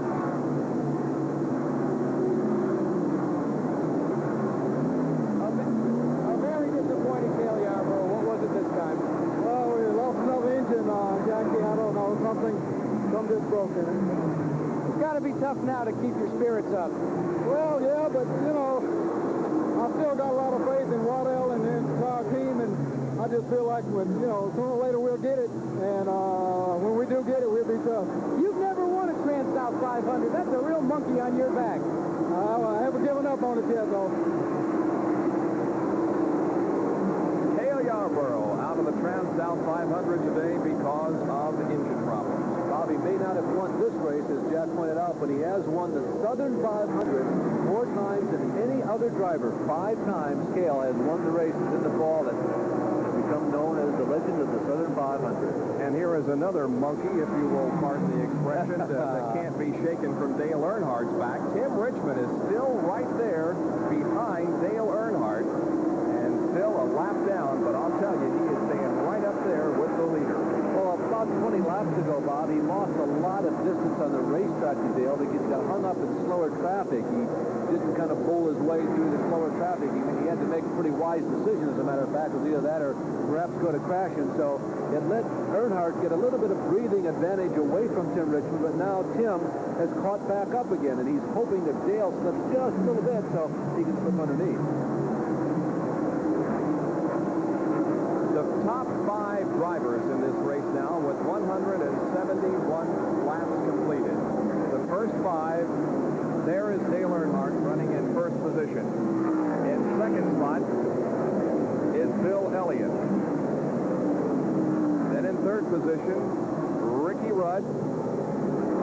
4th and 5th are the 2 Junior Johnson cars. 4th place, Darrell Waltrip, and 5th is Neil Bonnet, with Jeff Bodine also running in 6th position, giving Neil Bonnet a good race at this point. Well, the other thing that Earnhardt has done, and look at Tim Richmond. Was that him making that big move down on the inside? It sure was. Richmond is way down on the inside of Dale Earnhardt. And as we're looking at Neil Bonnet and Rusty Wallace, who, by the way, has been doing a very good job today, there you see on the screen, Dale Earnhardt once again never saying die to Tim Richmond. Richmond got past him, but Dale's coming back again, Bob. Yeah, they're still going at it, and although Tim had the advantage for just a while, look at this. Earnhardt gets it back, and now they move side by side, and Richmond moves back on the lead lap. Unbelievable racing here, and too bad it's not for the lead. Well, you know, it's really interesting what Dale Earnhardt is doing right now, because he obviously senses that the Richmond car is very fast, and should he get on the lead lap, as we look at Buddy Baker, who's coming in for another what appears to be on schedule pit stop, Earnhardt really respects what is underneath the hood of Tim Richmond, because he is not going to let Richmond get by easily. Jeff Bodine, by the way, has moved into fifth position around Neil Bonnet, so Bodine is fifth, and Waltrip, Rudd, Elliott, and Dale Earnhardt. And the rain, we understand, is beginning to fall once again on the racetrack. Another shower passes over the speedway, and 175 laps are completed. And the lap count is very important at this time, because remember, when they run a lap over the halfway point, it is an official race and can be stopped. Absolutely, Bob. It's 184 laps, I believe, is the official halfway point, so we are within 10 laps at that moment. And I'm a little surprised, in a way, that Dale Earnhardt is going to battle like this with Tim Richmond, because there's no way that Tim obviously is going to get all the way around this racetrack and beat Dale should we get a pause for rain. But Dale just doesn't want to let Tim have that opportunity. So Dale Earnhardt stays in the lead. And we are nearing the halfway point as rain begins to fall. We'll be back with more live coverage after these messages from the Transouth 500. Back in Darlington, and there is Dale Earnhardt just moving out of the pit area. He has completed his routine pit stop and is working back up to speed, getting back up into the groove. Several of the other top 5 contenders are making pit stops. Ricky Rudd was in, and there is Jeff Bodine, who had just moved into 5th position a few laps ago. I don't know, Bob. He may have an overheating problem. There's an awful lot of smoke pumping from underneath the hood of that dragon as he stops to get outside rubber. They put the car back into the ground. They're not in any kind of big hurry to get out. Now they leave him go out, but there was, I think, a little more than normal smoke pumping from underneath the hood of the Levi Garrett number 5. Well, we have 7 cars that are out of the race at this point, so the attrition has not been all that great here this afternoon, and still no car into the wall, which kind of surprises everybody. There is Tim Richmond in the number 27 Old Milwaukee Pontiac in for a pit stop. He's a lap down on the field, but has been running very well in this Transouth 500. Unfortunately, some encounter with either a car or the wall on the right front of that car that caused him to make an early pit stop, and that's the reason why Tim is a lap down. Now here is Darrell Waltrip in for a stop. Darrell also in the top 5 and had gone into the lead just before he came in for the stop. Darrell Waltrip's driving a very interesting race today. I told you a couple times that one of the real keys to winning this race is finishing, and Waltrip, I think, has given us an excellent display of just how you go about doing that here at Darlington today. He's been very consistent. He's been fast. He's not lost a lap to the leaders, and even though he is significantly behind in terms of distance on the racetrack to Bill Elliott and Dale Earnhardt, he's still very much in it for the win here. 12.7-second pit stop for Darrell Waltrip. These 2 cars have come out on the racetrack side by side again, as Earnhardt and Richmond have been out there battling all race long, it seems like, at least the last 100 laps or so. And Richmond lets that car drift a little high in turn 3. Yeah, he sure did, Bob. They had almost identical pit stops, by the way. Dale came in first, and then Tim came in about a lap later, and they both worked their way out into the first turn at about the same time, so we're right back where we were before the pit stops. Well, we won't be back next week. Now, the rain date on this race was next weekend, and North Wilkesboro would have been moved to the middle of May. However, we have reached the halfway point, so if it rains now, the race is an official one. We will be at North Wilkesboro, North Carolina next weekend for another Winston Cup Grand National race at the North Wilkesboro Speedway, the Northwestern Bank 400. There's an interesting phenomenon about the pit stops, Bob, and the rest of this race. We are right on the edge. Some of these cars can't go, I don't think, with one more pit stop. Some might be able to, but by my unofficial calculation, we are right on the edge of that particular line as to whether or not they can go the distance of two more or one more pit stop. So if we continue to go green, particularly the last 100 laps of this race, this could be a very interesting finish. We may be running the sands of time through the hourglass in terms of fuel consumption. It'll be very intriguing down there at the end. Neil Bonnet pulls out after a quick pit stop by the Junior Johnson crew. 16.7-second pit stop for Neil Bonnet. So Earnhardt remains in the lead, and Elliott is still second. And in third position is Waltrip. Fourth is Ricky Rudd. And fifth is Jeff Bodine. All of this after the most recent series of pit stops. Moving on to pit road right now is Harry Gant, who has not had a very successful afternoon in that Skoal Bandit Chevrolet. We'll be back with more of the Transouth 500 from Darlington, South Carolina. The leader is Dale Earnhardt.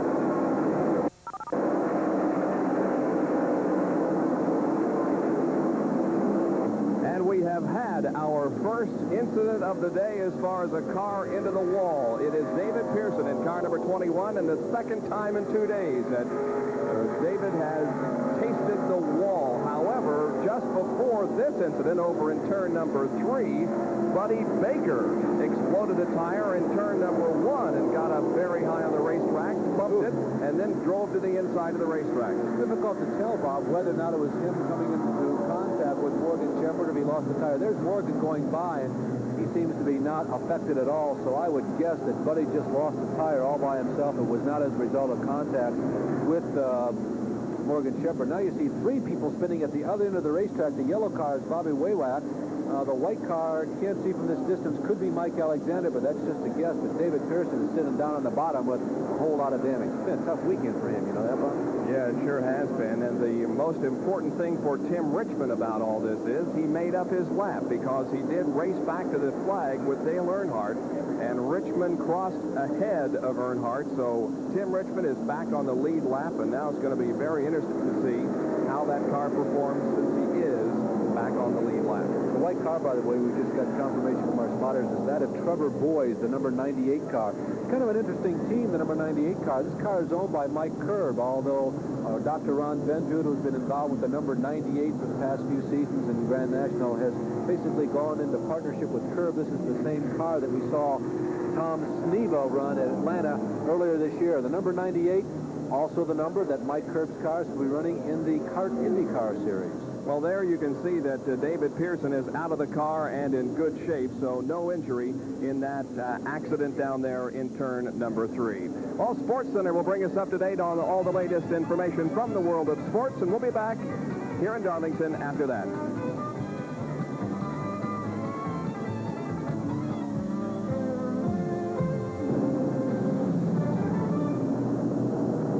Racing 85 today in Darlington, South Carolina for the Transouth 500, being brought to you by Ford and your Ford dealer. Have you driven a Ford lately? And by Dickies, they're America's favorite work clothes. But who says you have to work in them? Still under yellow because of an accident over in turn 3 involving David Pearson. Here are the top 10 with 195 of 367 laps completed. Dale Earnhardt is the leader, Bill Elliott second, Darrell Waltrip third, Ricky Rudd fourth, and Tim Richmond now shown in fifth spot. Sixth, Neil Bonnet. Seventh is Rusty Wallace. Eighth is Jeff Bodine. Ninth, Terry Labonte. And in 10th position is Bobby Allison. Now, they have been doing some major work to that Terry Labonte car, but he has not lost a lap. And there is Buddy Baker, who has dropped out of the race because of a scrape with the wall over in turn number 1. I heard a pop, and I think he probably blew a tire and got into the wall over there, and he has dropped out of the race. Pace car still out there, and the car is still under yellow. Yeah, that'd be my guess, too, Bob. You saw the big Oldsmobile logo sticking right out there. Buddy was one of only 3 Oldsmobiles in this race today. And here is Jack Arute with Buddy Baker. Buddy, what happened out there? Well, I blew the right front tire, Jackie, just as I went in number 1 corner and hit just about head on. The thing that I'm really aggravated with, I sat over in the corner over there and knocked unconscious for a few minutes. They ain't sent an ambulance, they ain't done nothing. I tell you the honest truth, they just don't look after nobody. You just tear yourself all to pieces. You're okay. You're all right, though. Oh, I'm all right, but, you know, I could have not been all right, and then what would have happened if the car had caught on fire while I was out just for a second or two? Well, you can see it's obvious that Buddy Baker's a little chagrined today, but it'll be another day. Let's go to Dick Berggren. Terry Labonte was in the pits just a few moments ago with the front end jacked up. They put 3 crew members underneath it, and what they did basically was pry out a bunch of chunks of rubber. Apparently, rubber is accumulating on the speedway because in an earlier pit stop, Bill Elliott came in amazingly with his left front brake caliper on fire. Again, accumulated rubber. Bob? All right, Dick, well past the halfway point now, and we are still under the caution flag. We can tell you a few more of the positions out there. In 11th spot, 2 laps down, is Phil Parsons. 12th place is Ron Bouchard, also a few laps down. 3 laps down. In 13th position is Lake Speed. Then in 14th spot is Morgan Shepherd, and 15th is Joe Ruttman.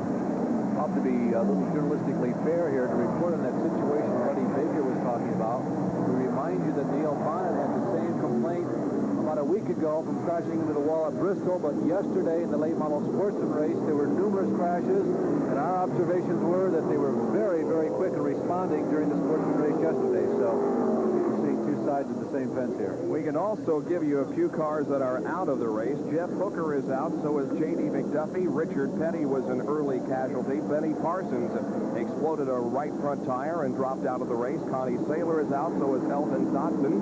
Cale Yarborough out because of an engine problem. Also out of the race, of course, David Pearson because of the accident a few laps ago.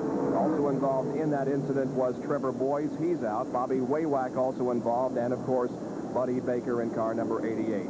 So those cars out of the race, but still a lot of race cars out there on the racetrack as we are about to go back to a green. And we're about to get started in this race 3 abreast there over in the 3rd corner. Everybody's trying to jockey for position. Now they fall back into their 2 abreast, 2 rows, or rather about 10, 12 rows of 2 abreast there. And I think we're going to go green hopefully without incident.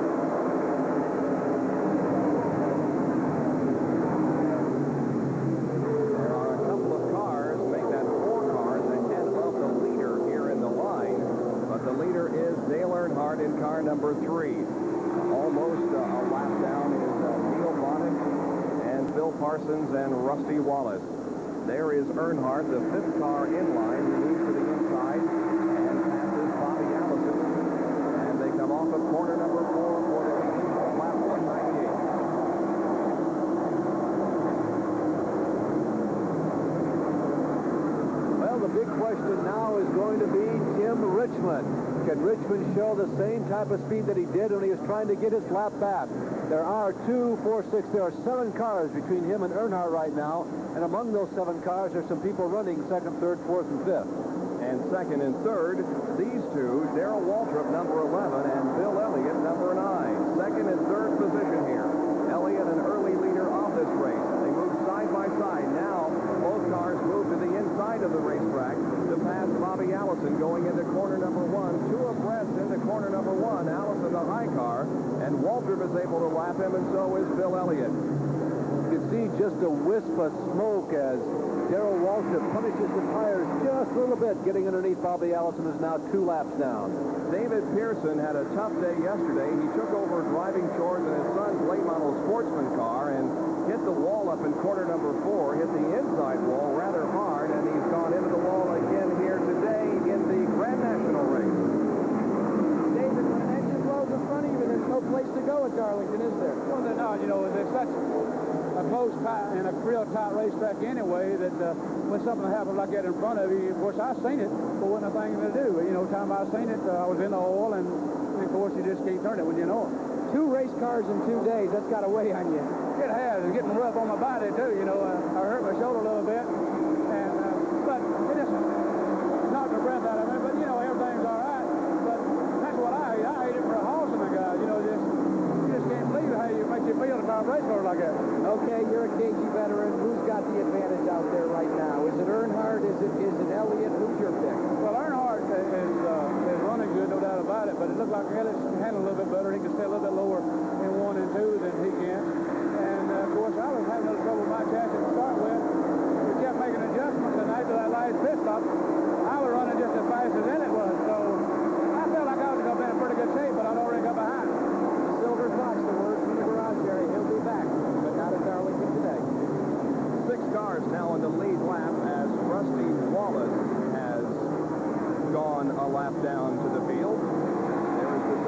car of Bill Elliott, and there is a listing of the drivers who have dropped out of the competition. McDuffie and Slick Johnson, along with Buddy Baker, David Pearson, and Cale Yarborough.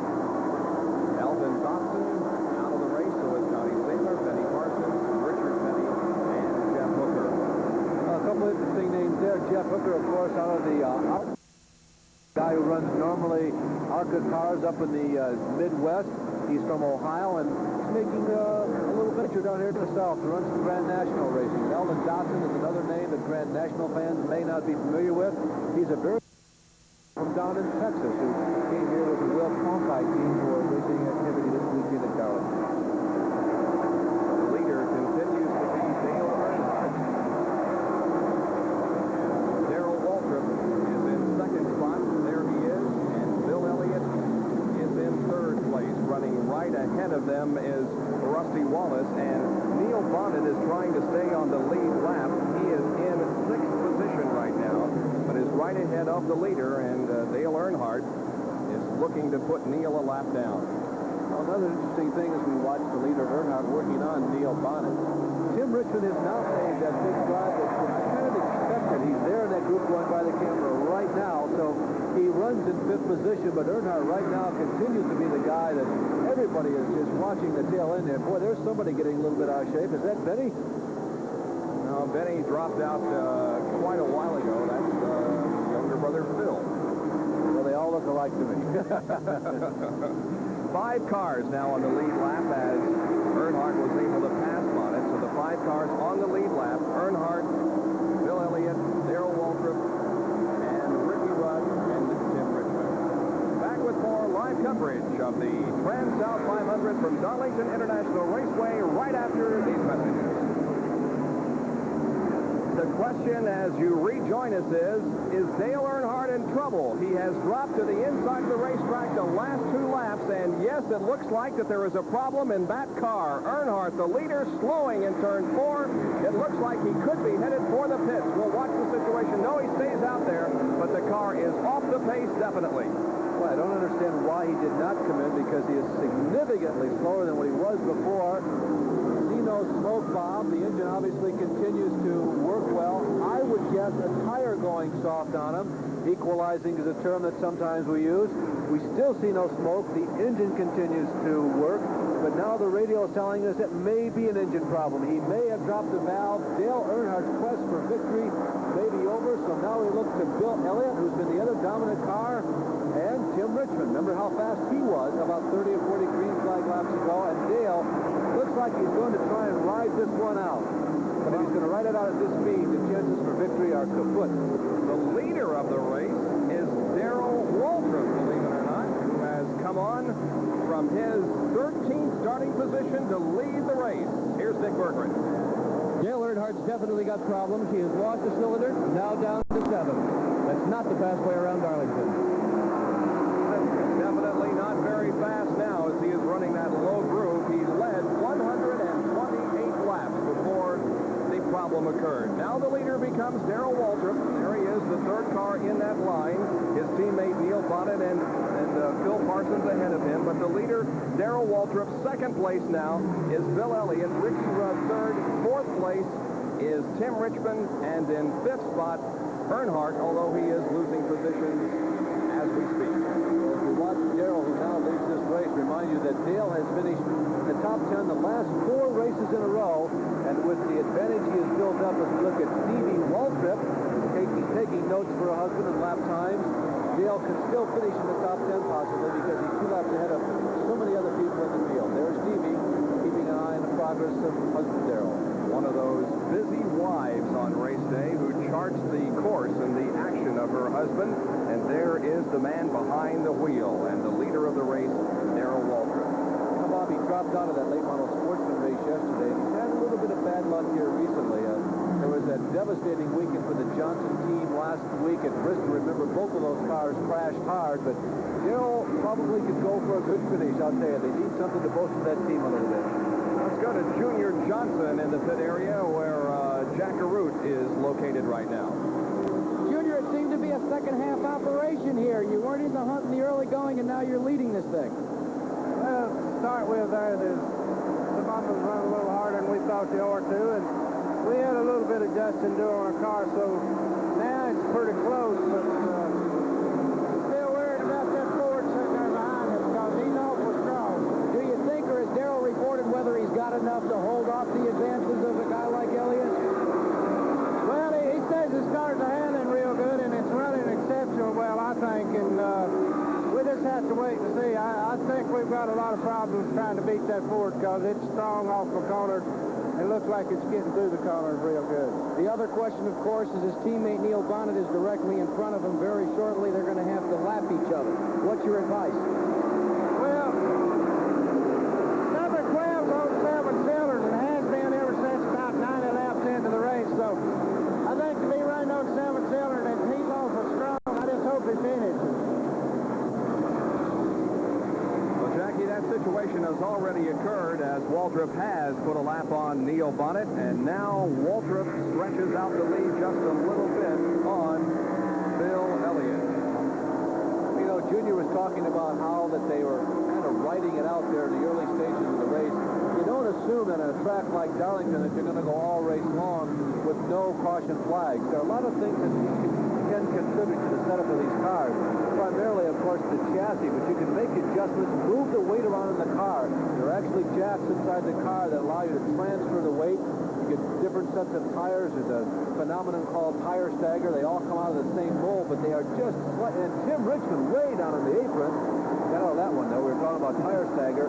You measure those very carefully. You put different size tires in the cars during different pit stops. You move that weight around. So the car can really change its complexion dramatically as the race wears on, and that was the type of thing that Junior was talking about. We were watching just a moment ago there the number 44 of Terry Labonte running an 8 spot. Now we focus in on Rusty Wallace, the Rookie of the Year in the Grand National Division last year, and he is running in 7th position, a lap down, with a good run in the Al Ugard Pontiac for Rusty Wallace from St. Louis, Missouri.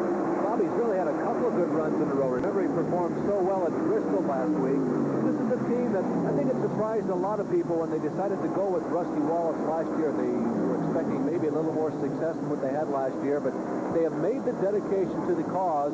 And I'll tell you, during practice this week, there were times when Rusty was almost as fast as anybody on the racetrack. As a matter of fact, the times that he was turning the day after full qualifying, had he been able to put them all together and turn them during qualifying, he would have started 3rd on the grid today.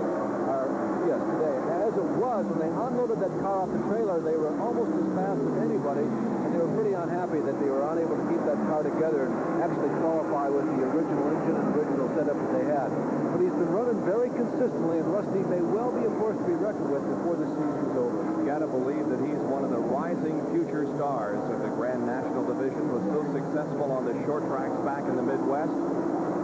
Rusty Wallace, as we indicated, last year's Rookie of the Year, and one of the drivers who is attempting to become Rookie of the Year in 1985 is Ken Schrader, the driver of the number 90 Ultra Steel Ford, and there he is. There were only a couple of other drivers in the battle for Rookie of the Year honors this year. One of them is Don Hume, the other Eddie Burschwell, but leading in the points for Rookie of the Year this year, this man, Ken Schrader from Benton, Missouri. Probably an engine failure in Rockingham, but you know he has finished the other 4 races. There you see Schrader leading Texan Eddie Burschwell. By the way, that car is crew chief by Donnie Allison, and Don Hume is 3rd in the rookie point standing. But Schrader has finished in the top 16 in the other 4 races. He had 11th at Daytona, a 14th at Richmond, a 16th at Atlanta, and a 10th last week at Bristol after running as high as 4th or 5th. So only the one time when they had the engine failure at Rockingham as he finished really in the bottom half of the field. So he's out there getting some valuable experience. Ken Schrader, 29 years of age, and got a lot of his experience in the open wheel cars back in the Midwest. So we will take this break and be back with more from the Transouth 500 after these messages.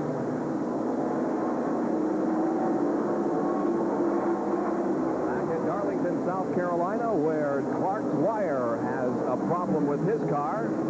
Dwyer, the driver from Colorado Springs, Colorado, and the Sonny King Ford Honda Ford on the apron of the racetrack, but up in the groove, the 2 leaders, Darrell Waltrip in number 11 and Bill Elliott in car number 9. And if Darrell Waltrip can hold off for the victory here this afternoon, he will move into a tie with Cale Yarborough and Bobby Allison on the all-time Darlington winners list. The runaway leader, of course, we told you earlier, is David Pearson.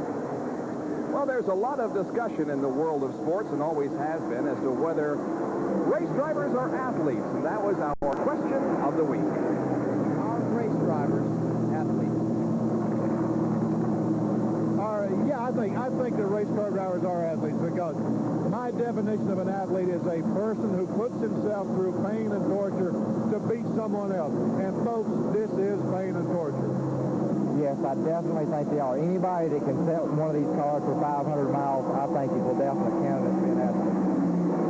Why? Well, all the fatigue you got to go through. You know, it takes me usually 2 days to get over a good hard race. You know, Bristol, for example, that's one tough racetrack. Any shorter racetrack that you don't have any time to rest down the straightaway, you know, it's got to be tough. You take that regular guy off the street and he probably couldn't last 10 laps.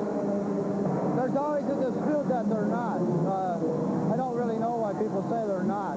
You've got to be in very good physical shape to wrestle a 3,700-pound race car all day. Not only is the weight of the car, how well it is or isn't driving, just sitting in it for 3.5 hours, and the heat we put up with the intense heat inside the car, you've got to be in damn good shape just to do that. I don't think just anyone can do it. It's physical, it's mental, and like I say, the intense heat in the car, and it's I think we're damn good at it. Yeah, definitely. You know, this is a tough sport. And, you know, you got to sit in a car that gets up to 120 or 30 degrees inside and concentrate with no timeouts for 3 or 4 hours at a time. And, you know, it takes a lot of physical strength, too, and it takes a lot of mental strength. And, you know, I think race car drivers as a whole are not looked upon as athletes. But, you know, I think in a lot of situations, if you'll take a driver and throw him into a basketball court, he can play basketball. But you take a basketball player and throw him in a race car, he might not be able to drive. So, you know, I think really a race car driver is more of an all-around athlete than a lot of other athletes are.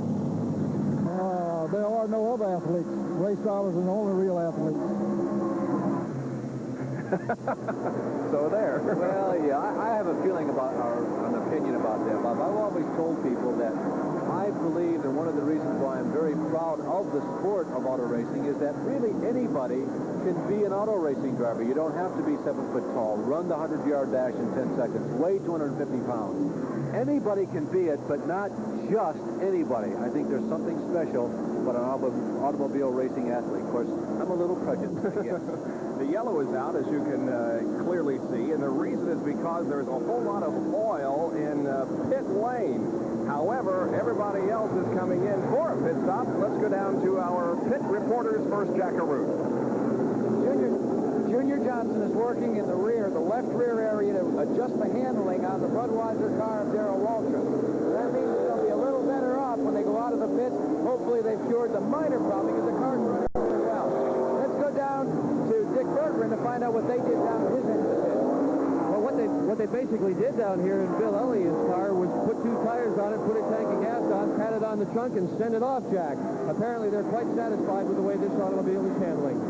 Interesting situation with the yellow flag here and the opportunity for all the leaders to commit for a stop. And now we're going to see, I think, some very interesting competition out there on the racetrack. Dale Earnhardt moves away.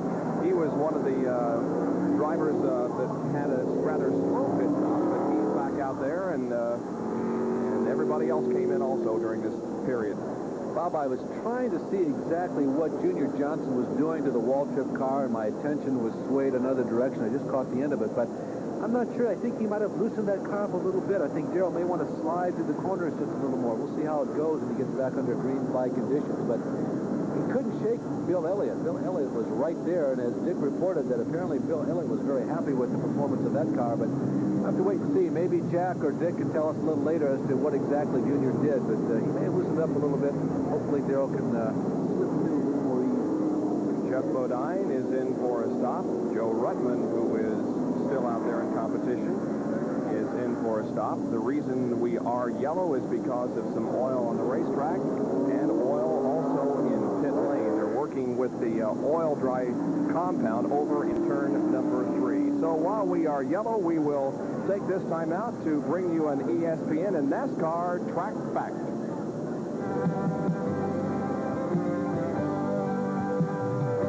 Two of the switches on the dash actually help keep the rear end together. Now, those two switches are actually a fan and a pump, and they are connected to this device, which the crews call the squirrel cage. Now, what happens is that the grease that is stored in the rear end, about a gallon of it, is actually pumped into this device. And there's a little fan in there that is spun around by the motor. It's like having an animal in there, and it keeps the grease cool. Now, the idea is to keep it down to about 250 degrees. It's the same kind of grease, by the way, that is used in a truck on the road. Well, this little device here protects thousands of dollars worth of equipment. They can all be yours for about $250. And this track fact has been brought to you by Loctite. Come on, race fans, zero it right with Zero Extend Rust Treatment. It destroys rust. We will return with more from the Transouth 500 at Darlington, South Carolina after these messages with 235 laps completed.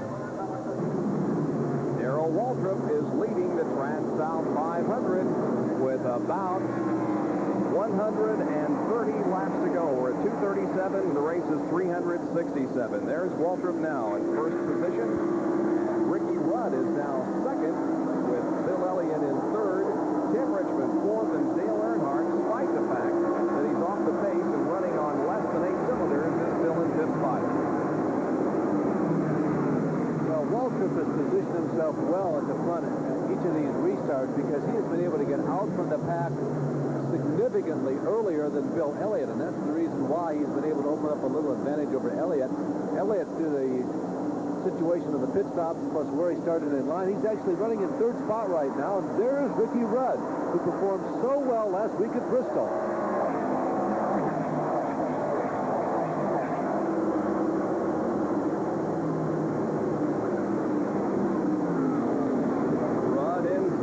Position after a race-long battle last week with Dale Earnhardt, in which he finished in second spot.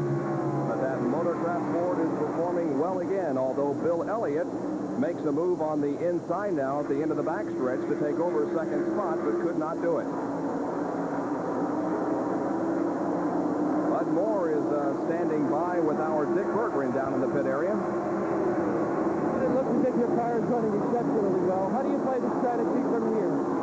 Well, the car's running real well, and right now we're checking on tire size and stackers, so we'll be a shootout at the end. So we're running, trying to stay right up there with them right now, and then when we shoot out for the win, we'll know which tires to put on and what to do towards the end. Of Waltrip and Elliott, who are you most worried about? Well, Waltrip and Elliott both going to be pretty tough, so we're going to have to run both of them. Bud Moore, he's crew chief and car runner for Ricky Rudd. And Ricky Rudd is now in third spot as Bill Elliott moved inside in turn 3 and blasted around Ricky. So Elliott moves to second, Rudd back to third spot. You know, Terry Labonte is having another interesting race. It's almost a carbon copy as we watch later Darrell Waltrip heading back to second place Bill. There he is, second place Bill Elliott. Terry Labonte, rather, is on the far right-hand side of your screen there, that light blue and white car. Same thing happened to him last week at Bristol. He got a lap behind in the early stages of the race. He went after the rest of the race and ran almost as fast as the leaders all day long. He finished well up in the top 5. And there goes Terry, and he's doing it again. So Ricky Rudd now back into third position. We had an opportunity to talk to Ricky and ask him about concentration here at this racetrack. Do you find that when you're running in a 500-mile race that maybe your mind wanders for a moment here and there?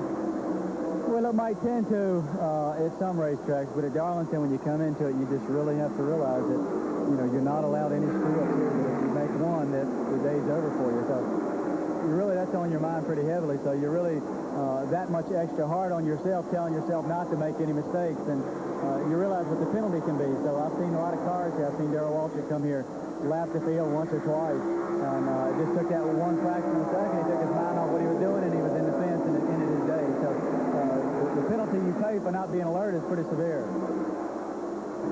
3 top 10 finishes already this year. Second at Bristol, fourth at Atlanta, fifth at Daytona, and he is 8th in the current point standings.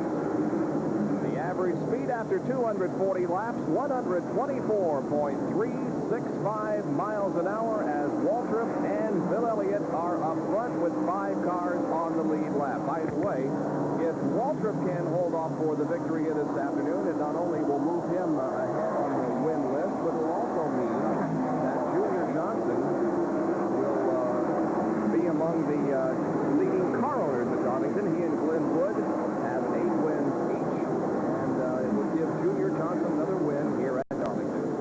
Well, Darrell Waltrip has won 64 times in his career. His last win was October of last year. He has yet to win in the 1985 season. He has won, of course, here at Darlington in the past. He has won 4 times at this racetrack, and, you know, he's one of the all-time leading winners in terms of dollars in NASCAR's Red National Stock Car Racing. At the age of 38, he's already won over $1 million 5 times. That's to say, not in 1 year, of course, but his career earnings, $5,169,000. Well, let's tell you where some of the other competitors are running as we watch the top 2 here. Run, of course, in 3rd. Richmond is 4th. In 5th position is Dale Earnhardt. 6th, Terry Labonte. 7th is Neil Bonnet. 8th is Rusty Wallace. And 9th is Jeff Bodine. In 10th position, 2 laps down, Bill Parsons. 11th is Ron Bouchard. 12th is Bobby Allison. 13th, 3 laps down, Lake Speed. And 14th, car number 4, Joe Rutman. He is also 3 laps down.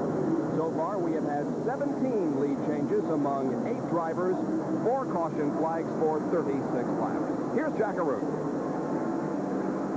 Larry and Bob, Bud Moore talked about Steiger and assessing the situation that he has for tires in hopes of having the best left for last. All of the teams behind their main pit area stack their tires when they come off the race car. Now, the key is they may find a good set of tires early in the race. They've got several laps on them. They've been heated up. They get much better when they cool down again.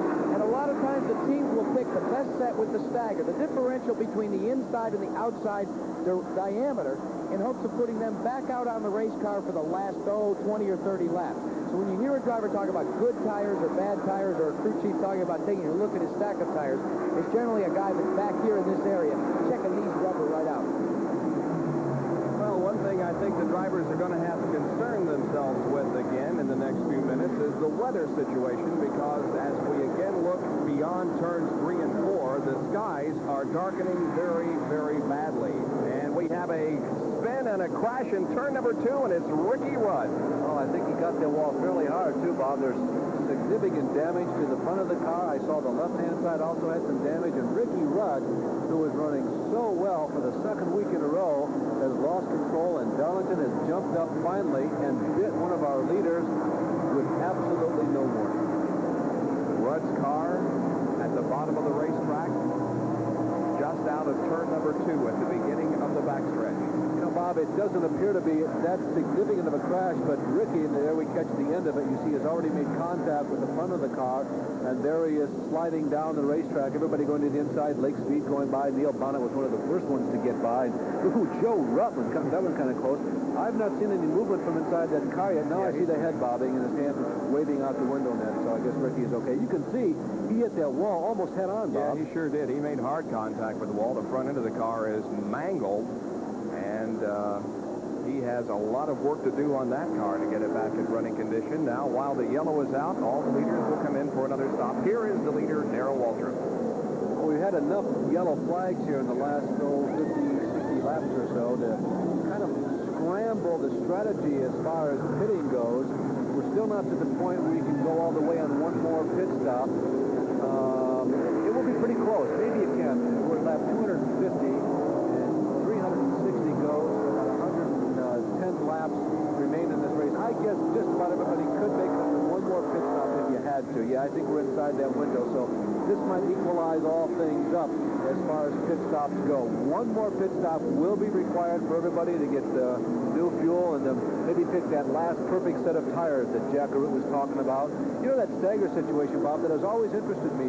One thing for everybody at home to keep in mind is that all these tires, they're the same size. They come out of the same mold, but because rubber has some expansion and contraction qualities, by the time that you actually get them to the racetrack and get them mounted, they actually come out to be a little different size. So it's become a little bit of a science. Every tire has to be measured individually by a crewman, and then some decisions have to be made. Well, Ricky Rudd is still in that car, but you can see the paramedics are on the scene with one of the rescue squads over there, and I don't think Ricky is not getting out of the car because he's injured. He probably will just ride in it on the hook back to the pit area. Yeah. So we think Ricky is going to be okay. We've seen movement from the inside of the car. And so while we're yellow, we'll take this break and be right back with more of the Transouth 500. As well as Bill Elliott is running, according to his brother Ernie, he's still not running as well as he'd like to. They've only adjusted the chassis twice today. Once to alter it from where they started, once to bring it back to where they started. But Ernie says the two-tire rule is absolutely giving them fits. They can only change outside tires or inside tires. Jack talked earlier about getting the exact right combination between right side and left side. That's what they don't seem to be able to do. Ernie thinks that if they can get that thing right, if they can get the stagger right, maybe on the last set of tires, they can go faster than they're going now. As good as they're running, they're still not happy. Well, he's still in second position behind Darrell Waltrip, but we'll watch that situation as you've explained it to us. There is Buddy Arrington in car number 67, right behind the yellow car of Jeff Bodine. The red with blue trim on it is Buddy Arrington. And no, it isn't a Chrysler. It's a Ford. And there's Buddy Arrington's headshot as he moves down the straightaway in that car that he has purchased from the Elliots. Well, they made the Buddy Arrington crew made the decision because they just weren't happy with the results they were getting from the Chrysler. They've been trying so hard to make that thing work. He's won over $1 million in his career, but they finally have kind of thrown in the towel on the old Chrysler. The last one that was left in this league. So it is a very interesting story about how this combination came about. With a further examination, here is Larry. Dearly beloved, we have gathered here in Memorial for a fallen warrior, apparently who has passed from our ranks forever. The example of perseverance and loyalty is certainly something to behold. Never a chairman of the board, but nonetheless an example that certainly can be held up to all.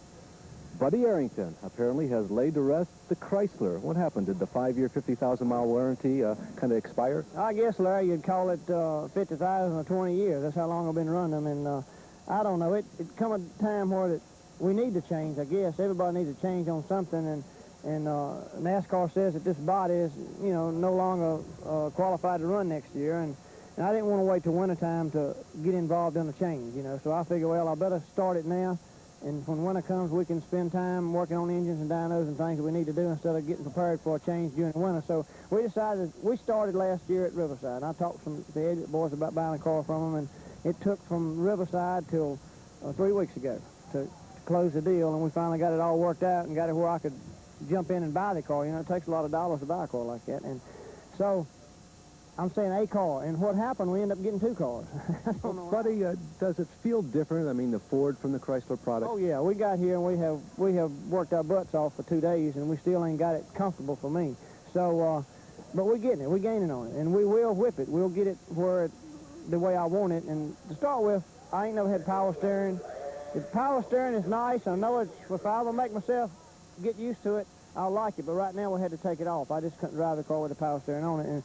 And the minute we took it off, we picked up a full second right off the bat to the next lap of run without it. So it's just a deal where you've been used to something 20 years, you just can't wipe it out of your mind in 5 minutes or 5 laps. It takes you time to work up to it. So we're going to quit here, go with no power steering, and when we get to Martinsville or Wilkesboro, we're going to put the power steering back on the car, and I'm going to make myself learn how to drive it all over.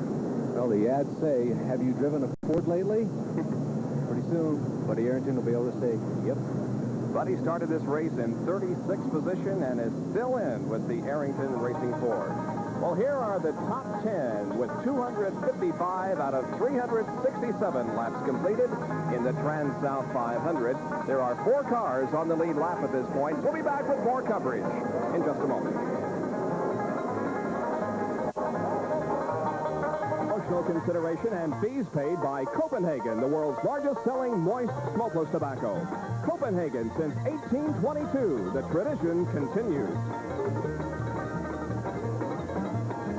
The pace car pulls off the track and the field begins to accelerate as Darrell Waltrip will lead them around for a restart of the Transouth 500.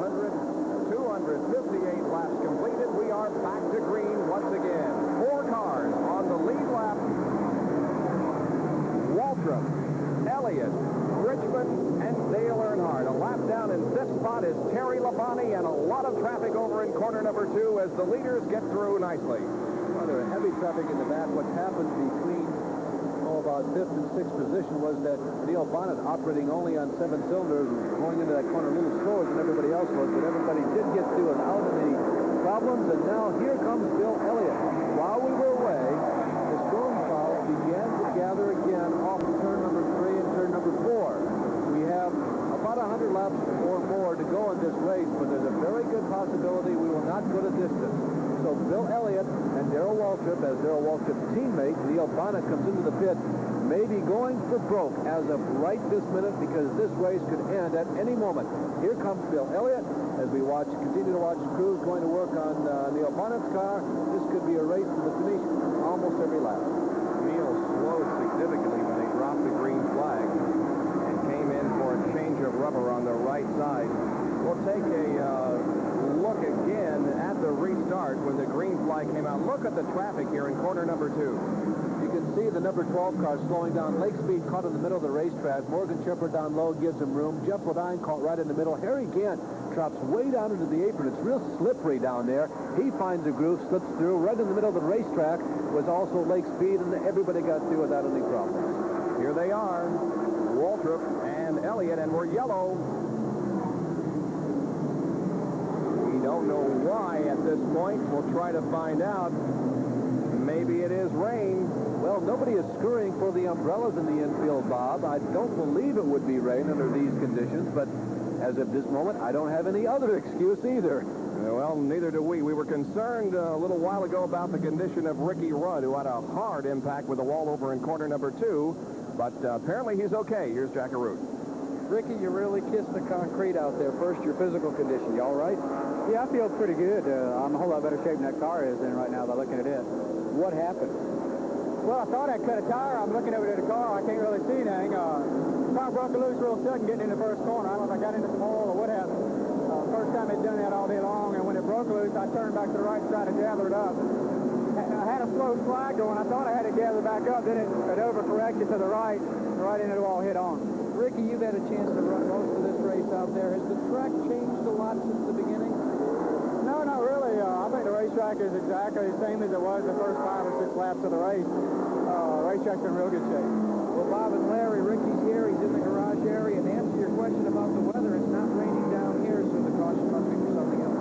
Yeah, it's for debris on the track stretch, but boy, don't you love race strategy. Dale Earnhardt failed to come in for a pit stop while all of the other drivers ahead of him did. So now Earnhardt is in the lead with less than 8 cylinders. However, what's on his mind is the fact that there could be some rain in the next few minutes. And if there is, by golly, Dale Earnhardt will be the winner of this race. Tim Richmond is still out there on the lead lap in 4th, and we'll try to talk to him, Larry.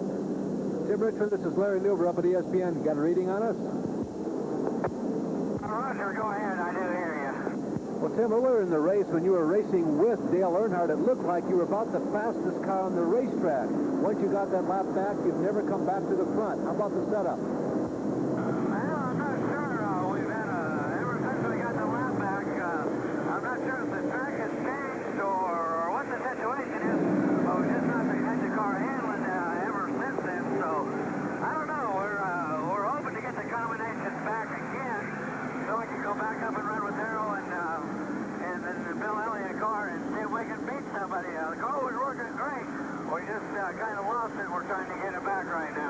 Tim, about a half a lap from green, but does the crew say that weather looks threatening? Are you guys going for broke at this point? Just going understand. We're fixing to take the green this time by.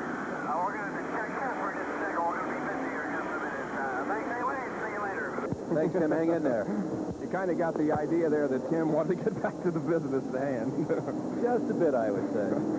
All right, and they are ready for a restart now. Remember, Dale Earnhardt is up front again, but he is not operating with a complete engine at this point. Here they come off of the 4th corner. Waltrip is right behind him. We'll see how things occur here at the drop of the green flag, and it's pretty obvious that Earnhardt's engine just is not performing up to snuff as he lost several positions there at the drop of the green flag, and Darrell Waltrip moves what a dramatic move that Darrell Waltrip made coming down the front stretch. He figured out that Darrell Waltrip, or rather that Dale Earnhardt, simply wasn't going to get off the mark as quick as everybody else. He shot between cars and knocked Bill Elliott in his dust. And that has really helped Waltrip. He has some cushion right now, at least at this point in the race, between himself and the second running Bill Elliott. So the Junior Johnson Budweiser cars are running together on the racetrack. But Neil Bonnet in number 12 is several laps down. The leader, however, is Darrell Waltrip in number 11. They run down the backstretch once again and into turn number 3. I'll tell you, Bob, that is the strongest 7-cylinder car I've ever seen. If we ever have a league with 7-cylinder race cars, I'm going to find out from Junior Johnson how you make one go so fast. That car is quick considering the fact that it's down one cylinder.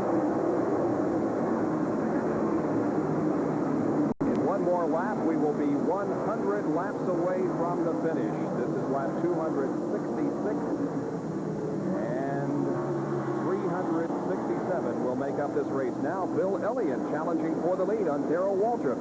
Bob, it looks like this time everybody made some pit stops underneath the last caution flag that involved Ricky Rudd.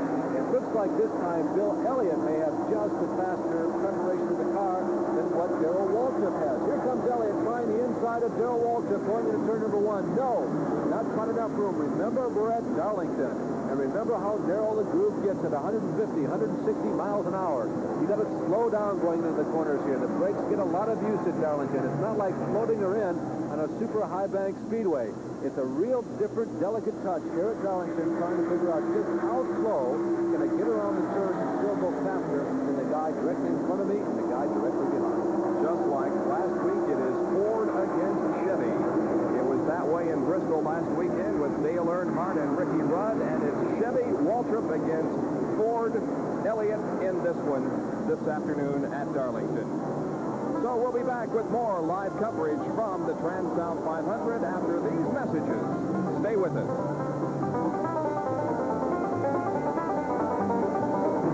Thank you, Sharon. The crowd is still here despite the threat of rain and rather cool temperatures for this time of year. It's in the 60s here and a pretty stiff breeze, but nevertheless, the crowd is still here waiting for the final 95 laps or so of this race. Well, let's look at some winning percentages for active drivers. In his career, Richard Petty has won nearly 21% of the races that he has participated in. David Pearson, a little over 18, and Darrell Waltrip, 18.5. Yarborough has won 16% of the races that he's participated in his career, and Bobby Allison 13. Now, most recently, during the period of 1981 through 85, Waltrip was over 29% winning percentage. Cale Yarborough was 17, Bobby Allison was 16.7, and Richard Petty 6.3. Now, during the period of 1976 through 1985, Cale Yarborough had the best winning percentage at 22.7. Waltrip was 22.3, Allison almost 13%, and Richard Petty a little over 8%. Some interesting statistics there for you about the drivers, some of the drivers that are participating in the race today. Yeah, Bob, to emphasize just a tad more on that, you saw a lot of 24, 25, 26%. David Pearson in the decade from 1966 to 1976 also won almost 30 of the races, that's 30% of the races that he was entered in. That's when he racked up most of his 105 wins. Bobby Allison had a similar hot streak, you might say, from 1967 to 1972 when he won well over 15% of the races. But the statistics show you that Darrell has been so dominant in recent years, and the thing that impresses me is that the competition is so keen and it's so stiff, and Darrell has done exceptionally well. And also you look back to Junior Johnson, Robert Junior Johnson. I'll tell you, he has really done the job through the years of Grand National Stock Car Racing. I guess when you think of ownership and you think of legend, the first name that comes to your mind in terms of the driver, owner, builder, and designer, Junior Johnson. There is Kyle Petty in the number 711 Ford. He is in 14th position and is 4 laps down to the field. He is also the driver of one of the Fords here in this race this afternoon, and we had a very interesting conversation with Kyle Petty, among other things, racing with his father. We understand that through the years, Richard Petty tutored you as to the ins and the outs, especially at a place like Bristol. But a week ago after the race, you had to do a little tutoring of your own.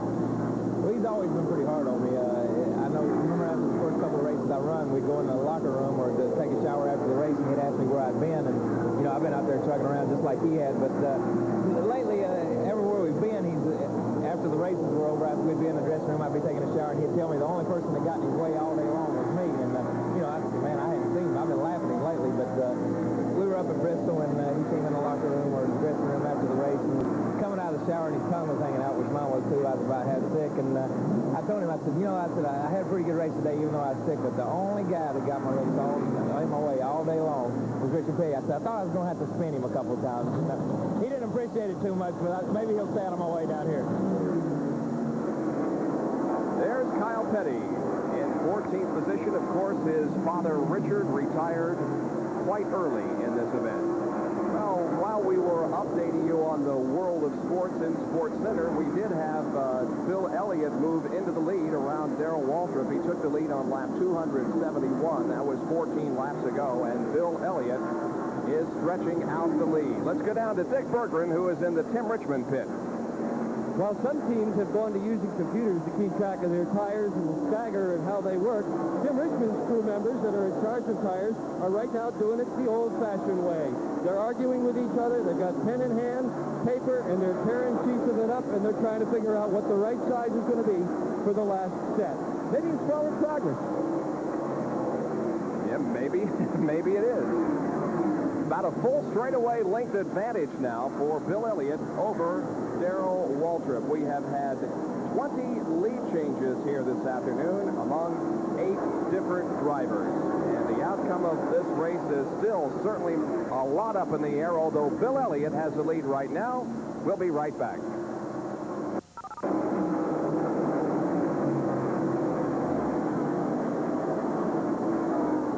Seventh place, Jeff Modine in the Levi Garrett Chevrolet is in for a pit stop. With now over 70 laps to go, there goes Jeff back out onto the racetrack. He's the only guy, Bob, who is in the top 25 all-time earnings in terms of dollars who has raced in less than 100 races. So he has really maximized his performance in terms of his career in Grand National Stock Racing. The only guy in the top 25 all-time dollars won who has been in less than 100 races. And running in 9th position, 2 laps down, is Phil Parsons. Now, of course, Benny dropped out of the race several laps ago because of a right front tire problem that tore up the suspension on the car. But Phil Parsons, 27-year-old brother of Benny, is doing quite well this afternoon. Now, you'll recall last week he was in the number 17 Hamby car, and he drives that car on the short tracks, but on the faster tracks of the super speedways, he's in this Skoll Chevy. You know, earlier we were talking about race drivers being athletes. You know, something this guy told me this winter we were at the St. Louis Auto Racing Fan Club banquet. He bowled a 300 game once. I tell you, that kind of impresses me. He also followed professional bowling pretty regularly and religiously on television. He knew a lot of the names and a lot of the personalities. Phil was a very avid bowler when he was younger, and even at one point, kind of the middle of his mind, not the back or not the front, that maybe he ought to go on the professional bowling tour. But not a whole lot of people, in terms of the percentage of the people in this country who can say that they have bowled a 300 game. Now, he told me that it wasn't during regular league games, it was during practice, but he had witnesses in the stocking. I was going to say, nobody saw. No, he said he had witnesses. Somebody else is keeping score. There's the leader, Bill Elliott. By the way, his last lap was 153.387 miles an hour. You compare that with his qualifying speed of 157. Now, one of these guys turn at the end of the straightaway as far as speeds are concerned. Now, they'll get up there around 170 miles an hour or so. And then, of course, back off and brake heavily for the turn. There is second place, Darrell Waltrip. And there are only 3 cars now on the lead lap. The other 2 besides Elliott and Darrell Waltrip, Tim Richmond. And Terry Labonte is fourth the lap now. Bill Elliott, the #1 money winner of the 1985 season. There is Dale Earnhardt down on a cylinder. Remember, he had dropped 1 lap down to the leaders. We got him running unofficially, I guess, in 5th position. But we were mentioning that Bill Elliott has won $288,000 already this year. It looks like he's going to win quite a few more thousand this year. Dick Berggren is down in the pits. Jeff Modine's team apparently has very much taken to heart the concept of Darlington racetrack is too tough to tame. They've got enough stuff here to virtually rebuild the whole front end. lower control arms, hubs, spindles, upper control arms, panhard rods, drive shafts, brakes. They can rebuild almost the whole car. They've even got a rear end sitting here just in case they might need it. Bob? Looks like a junkyard down there. Bob, I've been monitoring their progress for the last 150 laps. And I'll tell you, Bob and Dick, they've used just about every one of those parts. They have almost rebuilt that car. They've had some problems they have been searching for underneath the Levi Garrett number 5 machine, or they've had a lot of problems that they've found solutions for. But they have been working feverishly in that car, actually putting it up on jacks almost every time they come into the pit. That was a very good indication of how much of a lead Bill Elliott has on Darrell Waltrip. And Larry, I see no reason to believe that if this car holds together that Bill Elliott won't win easily. Meanwhile, Earnhardt has pulled behind the wall, and they're going to jack that car up on the right side and take a further look at it. But certainly a tough afternoon for Dale Earnhardt, who led many laps in this race. And Dale Earnhardt's going to have to use a different jack because on that last pit stop, while it looked a little leisurely, here's the problem. The jack broke. So they've got to go back to their old-fashioned jack, the one that's a little heavier. Remember the feature we did at Bristol? And now he's behind the wall. We'll check on it and get back to you. Thank you, Jack, for the report on the jack from the Dale Earnhardt pit. We're nearing the 300 lap mark. We will complete 300 laps and a couple of more. Bill Elliott is dominating at this point, at least, in the Coors Ford. Bob Jenkins, Larry Newber, Jack LaRue, and Dick Bergeron at the Transouth 500 in Darlington, South Carolina. One of our many stops on Auto Racing 85. The next stop will be next Sunday afternoon. We'll have live coverage of the Northwestern Bank 400 from North Wilkesboro, North Carolina. And there is Ron Bouchard in for a stop, more than a routine stop. The hood is up on that car. I think they're just working on the setup, as a matter of fact, Bob. I think they're just jacking the weight around. I thought they might be going underneath the hood also because he hasn't been running quite the pace that we kind of expected him to run, but he's been working on the weight of that race car.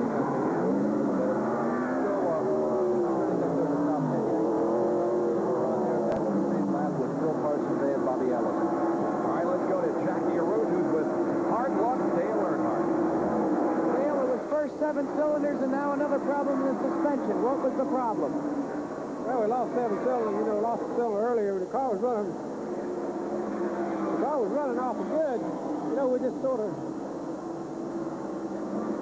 you know, run along at our pace. You know, we did about like one or two for when we was leading the race, but they lost that cylinder and sort of had to race easy, and then it broke a darn A-frame. So we got to fix that before we keep riding and mess around, break it all the way into and crash the car and tear it, you know, take a chance of hurting somebody else. So we're going to fix it, try to go back out and ride a little more for points now.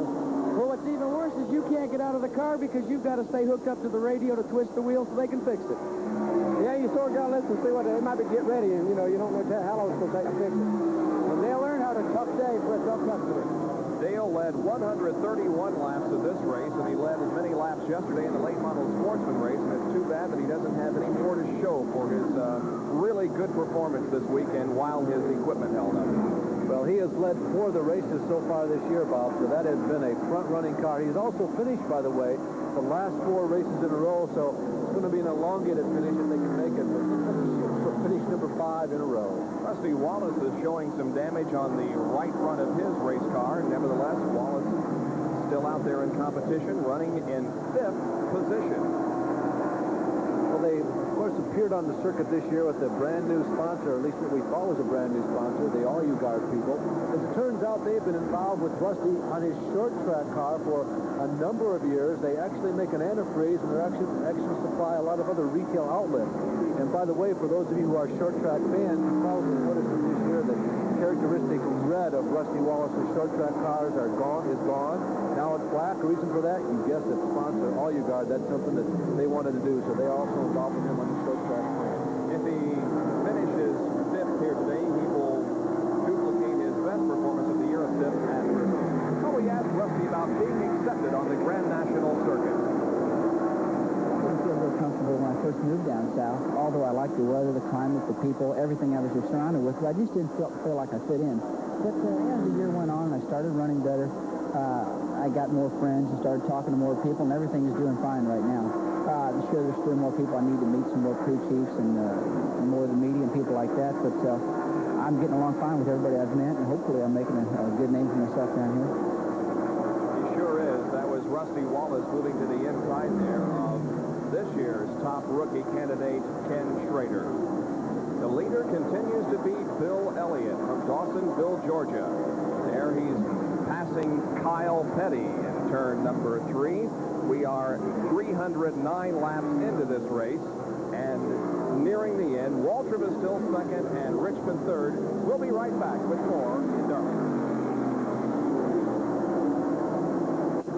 We are back at the Transouth 500 in Darlington, South Carolina. Bill Elliott has about a 10-second lead on Darrell Waltrip at this point, and well, I'll tell you, for Bill Elliott, it looks good for a victory here today, as we are just about 50-some laps from the finish. And really, it's been a rather uneventful day as far as a Transouth 500 is concerned. We have had 6 caution periods, but really only 2 crashes of any significance, or 3 actually. David Pearson was hard into the wall. So was Buddy Baker, who blew a tire and hit the wall. As Rusty Wallace comes in for a stop, you can see that the damage on the right front of his car, and because of that, they're having trouble, and they're bringing a second jack in to help get the car up. And then Ricky Rudd's crash out in turn number 2. But aside from that, there hasn't been any major multi-car accidents that we have seen here in previous races at Darlington. Bob, I don't know. Maybe I'm just gun-shy because of the feature we just saw from Jack LaRue. It was like the jet failed on that. I don't believe it. Last week it was steering wheels that were breaking, and now it's Jack. That's what it appeared to be. Well, the owner of the Bill Elliott car is Harry Melling, and a very interesting person in the world of auto racing. Let's go down to Jack LaRue, who's with Harry Melling. Harry, you're a guy that came up from Jackson, Michigan, and came down to Georgia and picked up these Bill Elliott boys. You've really put the team together in the last couple of years. Really, they've done all the work. I just sort of came along and helped them, and if we continue to do as well as we are right now, we might have a real good year. The Elliots have always given a lot of credit to you. They said that you literally saved them and put them on top. How do you see it? Well, it's really a two-street. I help them and they help me. So, you know, they've really done all the work. We help put in the initial money, and now Coors has come through and they helped us along. So, it's really a two-race street. What's your goal as a car owner, Harry? What's your goal as a car owner? As any car owner, to win it all. Well, he might just possibly win one here in Darlington today. He has a 13-second lead now on Darrell Waltrip, so he continues to move away. Bob, the pattern of this team this year seems to be they either win or crash, and Bill Elliott doesn't just win races. He destroys the rest of the field. He just doesn't seem to hold back anything. He gets to the 50 or 60 laps of the finish, and he wins big every time he wins. The guy has won more money than anybody else this year, and his stock in life is rapidly rising. One of 3 rookie candidates this year, as we now move to our segment where we tell you exactly who's out there and who's doing what. This is Don Hume from Charlotte, North Carolina. He's driving for James Hilton in this number 49 car, and they have picked up a major sponsor, Harper Cleaner Hands Formula. And Don is looking for big things this year on the Winston Cup trail. This doesn't look like a James Harvey Hilton car because, well, it doesn't look like a James Harvey Hilton car. This is the first time out for the brand new car colors, and also the first time that Don Hume has been here. The leader, Bill Elliott.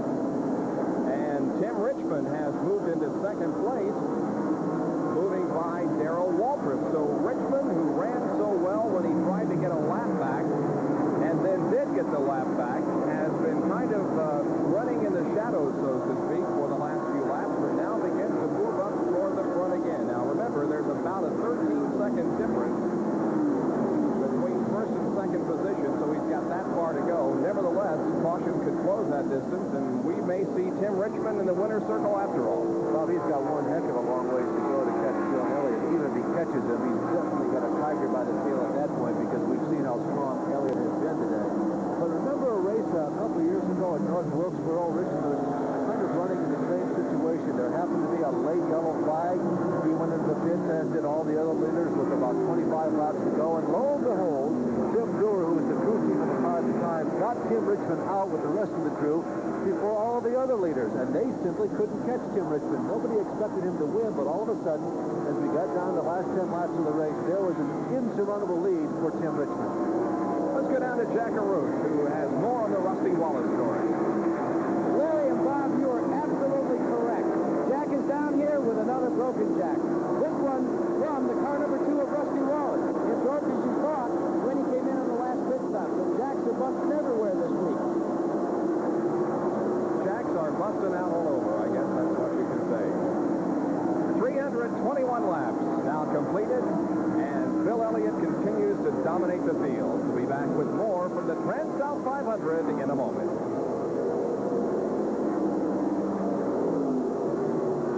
Barry Dodson, crew chief for Tim Richmond. Barry, can you do anything on the last pit stop to catch the leader, Elliott? Well, Dick, we're going to put a little light in the car, and we're changing the stack around, but I would say to catch Bill Elliott and try to do it on the pit stop, you'd have to have probably the fastest pit stop in racing history. We're just going to give it our best shot. That means they're going to stick the wrench through the back window, and they're going to adjust the springs on the car, and they're also going to change a couple of tires on that final pit stop. You got to admire, though, the job that Tim and the crew has done here this afternoon, because he has overcome a couple of major obstacles to run in second position. Bill Elliott is the leader. This will be his third win of the year if he can hold on.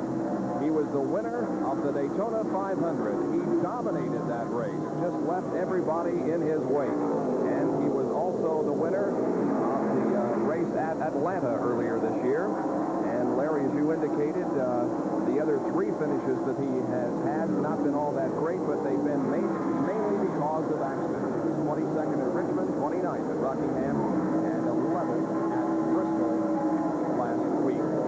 Well, Bill Elliott has been opening up that distance between himself and the rest of the field, Bob. And here comes Bill down the front stretch, and I think in about a second here we're going to show you a pan back. There goes Bill Elliott going across the start-finish line now. Here comes Tim Richmond. We're still waiting. Ho-hum coming out of the 4th turn. We're still looking for Tim Richmond to come around. You can see that the lead is more than 10, 11, 12 seconds. Here comes Tim Richmond finally out of the 4th turn, we think, down the front stretch, across the finish line. And there he is. You can see how far Tim Richmond has got to go in these last 50 laps or so if he wants to catch the high-flying, wild Bill Elliott. Here comes Bill Elliott coming in for a pit stop. He is pitting, and this will be his final routine pit stop of the day. We were just about to say that the leader should be pitting very soon. Bill Elliott is in the pit, and they've elected to put brand new rubber on the right side. Now, that's a little bit different than what we had expected, but you heard Dick Bergeron talk about the fact that they were still searching for the right combination. He's off and away in a good stop. Jack, it was a 13.7-second pit stop for Bill Elliott. Now, remember, tire change can definitely mean the difference in winning and losing. Last week, when Earnhardt decided to change one side and Rudd the other, and it spelled the victory for Dale Earnhardt. So this race is far from over, although we've got about 48 laps to go.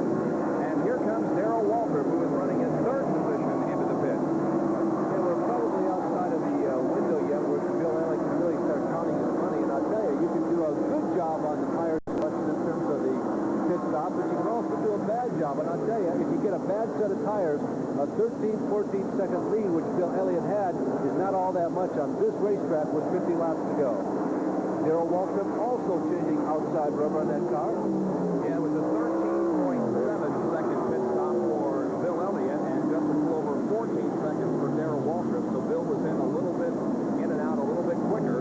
Now Tim Richmond, who is right there on your screen and who is lapping Darrell Waltrip, will have to come in for a pit stop very shortly.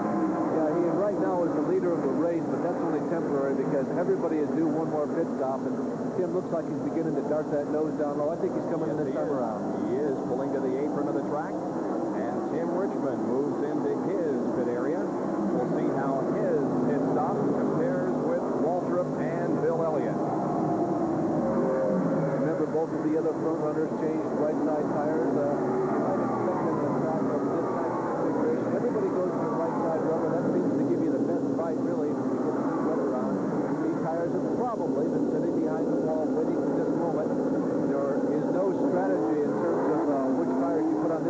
find your best one. Tim Richmond really came in quite on an angle on that stop. Obviously did not affect the performance of the pit crew. Yeah, it looks like he may have slid into his pit area and got the front end of the car out just a little bit.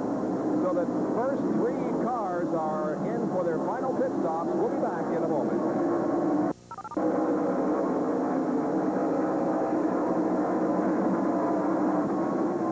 With 339 laps completed, here are the top 10 in the Transouth 500. Elliott the leader, Waltrip is second, Tim Richmond third. A lap down is Terry Labonte in fourth, and 2 laps down in fifth place is Neil Bonnet.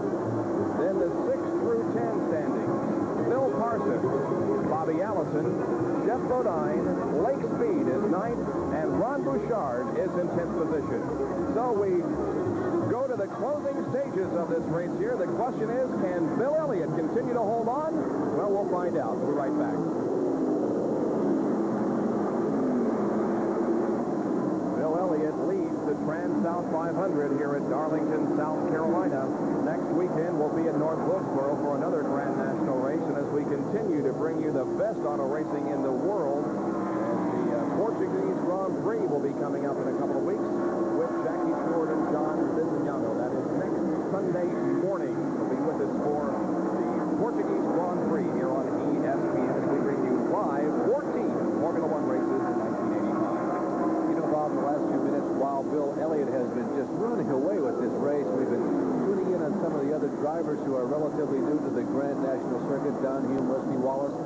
If you consider a home state as where a particular driver's driving career began, now, a lot of guys like Benny Parsons grew up in the South, then moved north, then they moved back to the South to continue their racing career. But if you think of where the race driving career began, we had 13 different states represented in the 16 fastest qualifiers here today. You look at Bobby Allison, there's a guy who was among those who actually has an unusual home state as far as where his driving career started.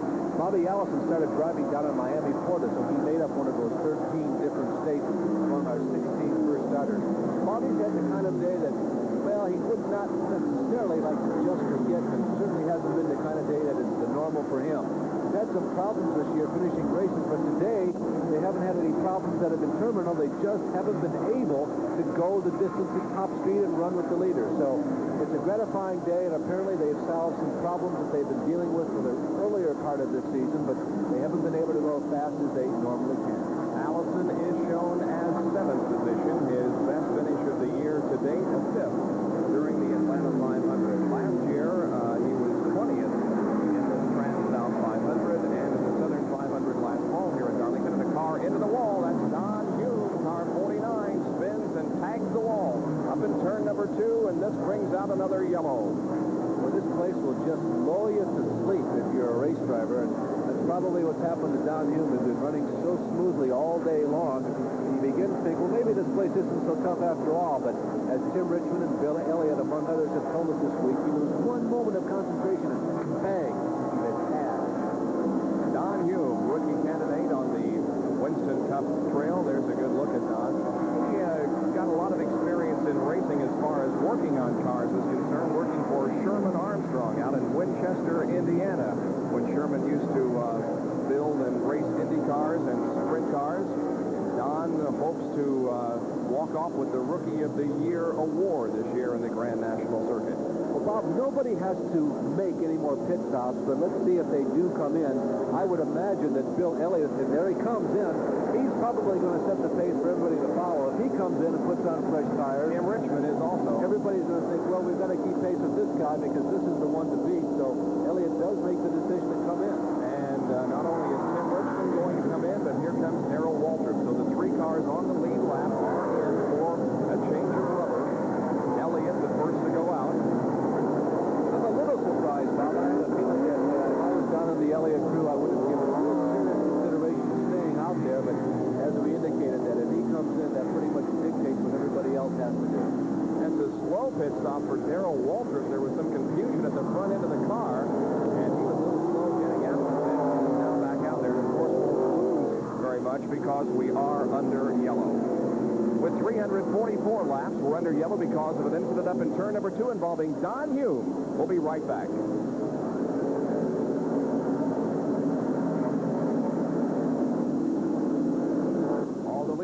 have been in for another pit stop during this caution period.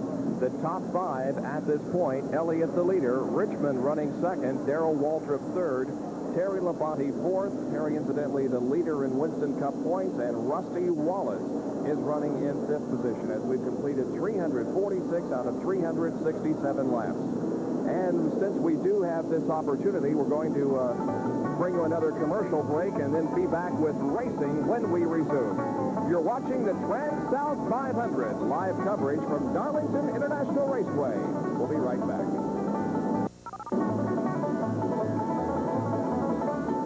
They're cleaning up the Don Hume accident over in turn number 2.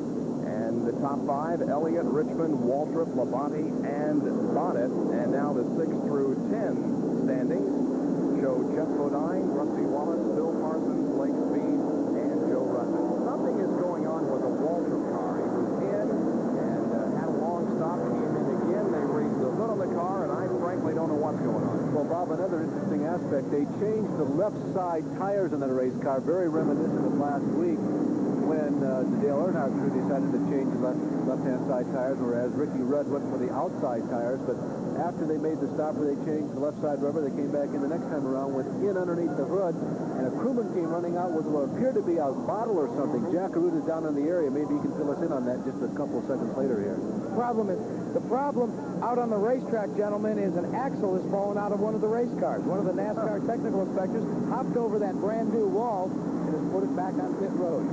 Again, yeah, we see the part now in the pits, but we're about to go green, apparently. The pace car's light is off, and they are in their 2 abreast formation. Out in turn number 3, while Morgan Shepherd is the car low on the racetrack that appears to be coming in for a pit stop. The other cars out on the racetrack are high in the groove and standing on the gas. Here they come. 348 laps completed. High coming out of corner number 4,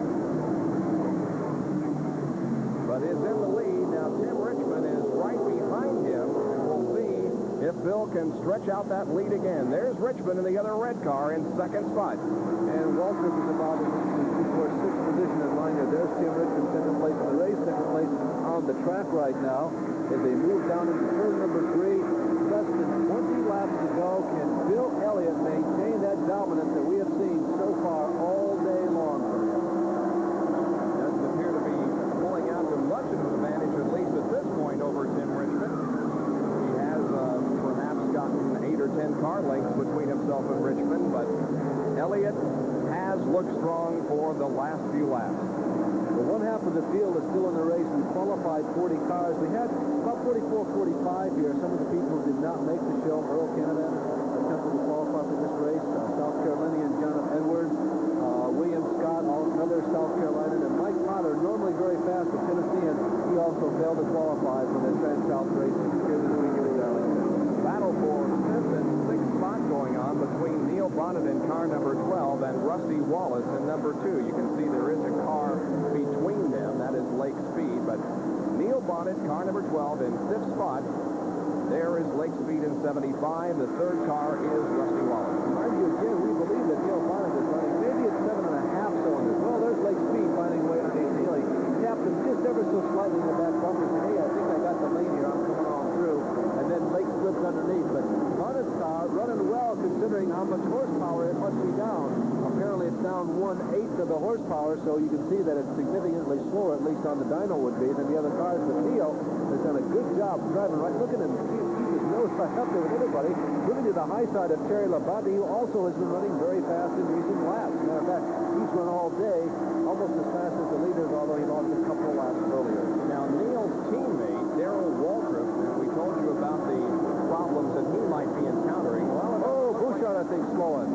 Oh, and Jeff Bodine almost swerved right into Ron Bouchard, but Ron Bouchard, something apparently going wrong with the race car. I think maybe he made contact with somebody. Yeah, the right side looks to be flattened out, and it may be body rubbing against the tires, but Bouchard comes down to the inside of the number 1 corner after going down the front stretch, and everybody's scrambling behind him to get around. That was close. By the way, Ron Bouchard was running in 12th position when that happened. Here's what happened off of corner number 4. Yeah, he was a little sideways coming outside wall.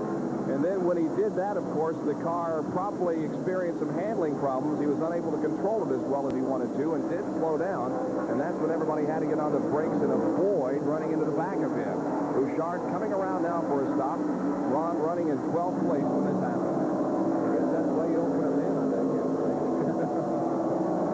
Well, we were talking about Darrell Waltrip. We talked about the possible problems in that car, but he has moved back up into third position and now is not too far behind Tim Richmond. Back with more in Darlington, South Carolina after these messages.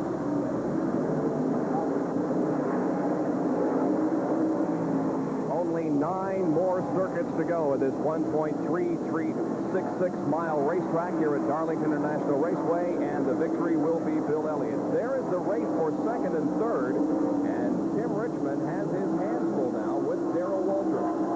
Yeah, he really does, Bob. Richmond has been in a big race, it seems like all day long with somebody. He's going to be a tired boy when this one is over. Everybody's made their final pit stop and allegedly has their best set of tires on the race car. But Waltrip is really challenging Tim Richmond. Now, they appear to be relatively close to Bill Elliott, but remember, we had a caution flag not too many laps ago, so it's not the fact that they've raced up that close to Bill, it's that Bill has raced away from them that far since the most recent caution flag and pit stop. You see the interval there coming out of turn number 4, that lone car right now crossing the start finish line is your leader, Bill Elliott, and Richmond and Earnhardt, Richmond and Darrell Waltrip are just now crossing the start finish line. I don't really think we need to pick a winner, do you, Larry? No, I don't think so, Bob. I'll tell you, I mentioned at the top of the show there wasn't any real clear-cut favorite here because even though Bill Elliott was the fastest qualifier, there's so much conversation about this racetrack whenever you come to Darlington. He was the fast qualifier, but other people had qualified well. There was a lot of optimism up and down pit road on behalf of many, many teams, and you just didn't have that feeling like you had at Daytona earlier this year or Atlanta that if Bill Elliott went the distance, he was an automatic winner. But I'll tell you, this has been a carbon copy, really, of both those races. It's been very easy, relatively speaking, for Bill Elliott. And a change of second position puts Darrell Waltrip ahead of Tim Richmond. Waltrip second and Tim Richmond is third. I would like to point out that yours truly was the only one of a whole group of people at dinner last night who predicted that Bill Elliott would win this race. I don't remember that. So really the battle is going to boil down to a second position battle, it looks like, if Elliott can continue to hold on here. And Darrell Waltrip has suddenly come on to pass Tim Richmond and move into second, but you can see how the interval is continuing to expand. And Bill Elliott is within now almost 5 laps. This will be lap 363. We'll have 4 more to go when he crosses the finish line. Well, the Bill Elliott story, there you see him crossing the finish line, completing 1 more lap, is truly a very interesting one. So much has happened to this family and to this driver in the last 5 years. Their life has really changed a lot, and talking with Dan and Ernie Elliott earlier this week in the pit, it's changed a lot in the 1985 season. It used to be that it was a family going to races, and everybody knew that they were competitive, knew that they were hardworking, but it's so different now because they're inundated with people from the press wanting to get comments, wanting to get photographs, wanting to get pictures. And before, when they had all the time in the world that they could garner to work on their car, now there are people constantly tugging at them. They have to almost seek out private times to work on their race cars. There's so much more attention that's focused on Bill Elliott. And basically, my feeling has always been this is just a family that likes racing, wants to go and do some racing and not really be involved in all the politics and all the glamour and all the glory. Of course, that comes with the game, and everybody is willing to accept that, but it's changed so much for Bill Elliott. But by and large, this family has really kept all of this in good balance, and it's a real fine addition, whether he finishes first, fifth, 10th, or last. I'm very glad that they're involved in the sport of automobile racing because they're a nice kind of people, a nice family to have as people. Less than 2 laps to go now. If Bill Elliott wins this race, it will be his 3rd of the year and his 7th career win in the Grand National Circuit, and it will certainly also increase his point standings. He is currently 5th in the Winston Cup point standings, and now a battle once again for second position as Richmond and Darrell Waltrip go side by side, and Richmond sideways there out of turn number 4 as Buddy Arrington got a little bit in the way as those two race for position. The white flag is out. We're on the last lap. We'll continue to watch this battle for second position because Elliott is going to win this race with no problem. And it looks like that Waltrip is going to hold on for second. But Richmond may challenge here in turns 3 and 4. They're going to move up, Bob. I'll tell you, it looked like Tim may have had the line, but Buddy Arrington was there, and there wasn't anything Tim could do about it. Here comes the win. Bill Elliott takes the checkered. He wins the race. Second position. Oh, it goes to Darrell Waltrip as Tim Richmond made one final bid, cutting to the low side of the racetrack to the inside, but Darrell Waltrip held him off 4 second spot. It's a win again for Bill Elliott. Well, I tell you, you wouldn't think that those guys would have that much energy left. It's been a long day. We've had a rain delay. Richmond particularly has had a lot of people to race with. There is Terry Labonte, who did a fine job finishing 4th in today's race after all those problems early in the race. But Waltrip and Tim Richmond really displayed some driving skills the last couple laps of this race. And in 5th position was Rusty Wallace, who also drove a very fine race. Bill Elliott wins the Transouth 500 here at Darlington, South Carolina. We'll be back and have conversation with Bill in just a moment in Darlington.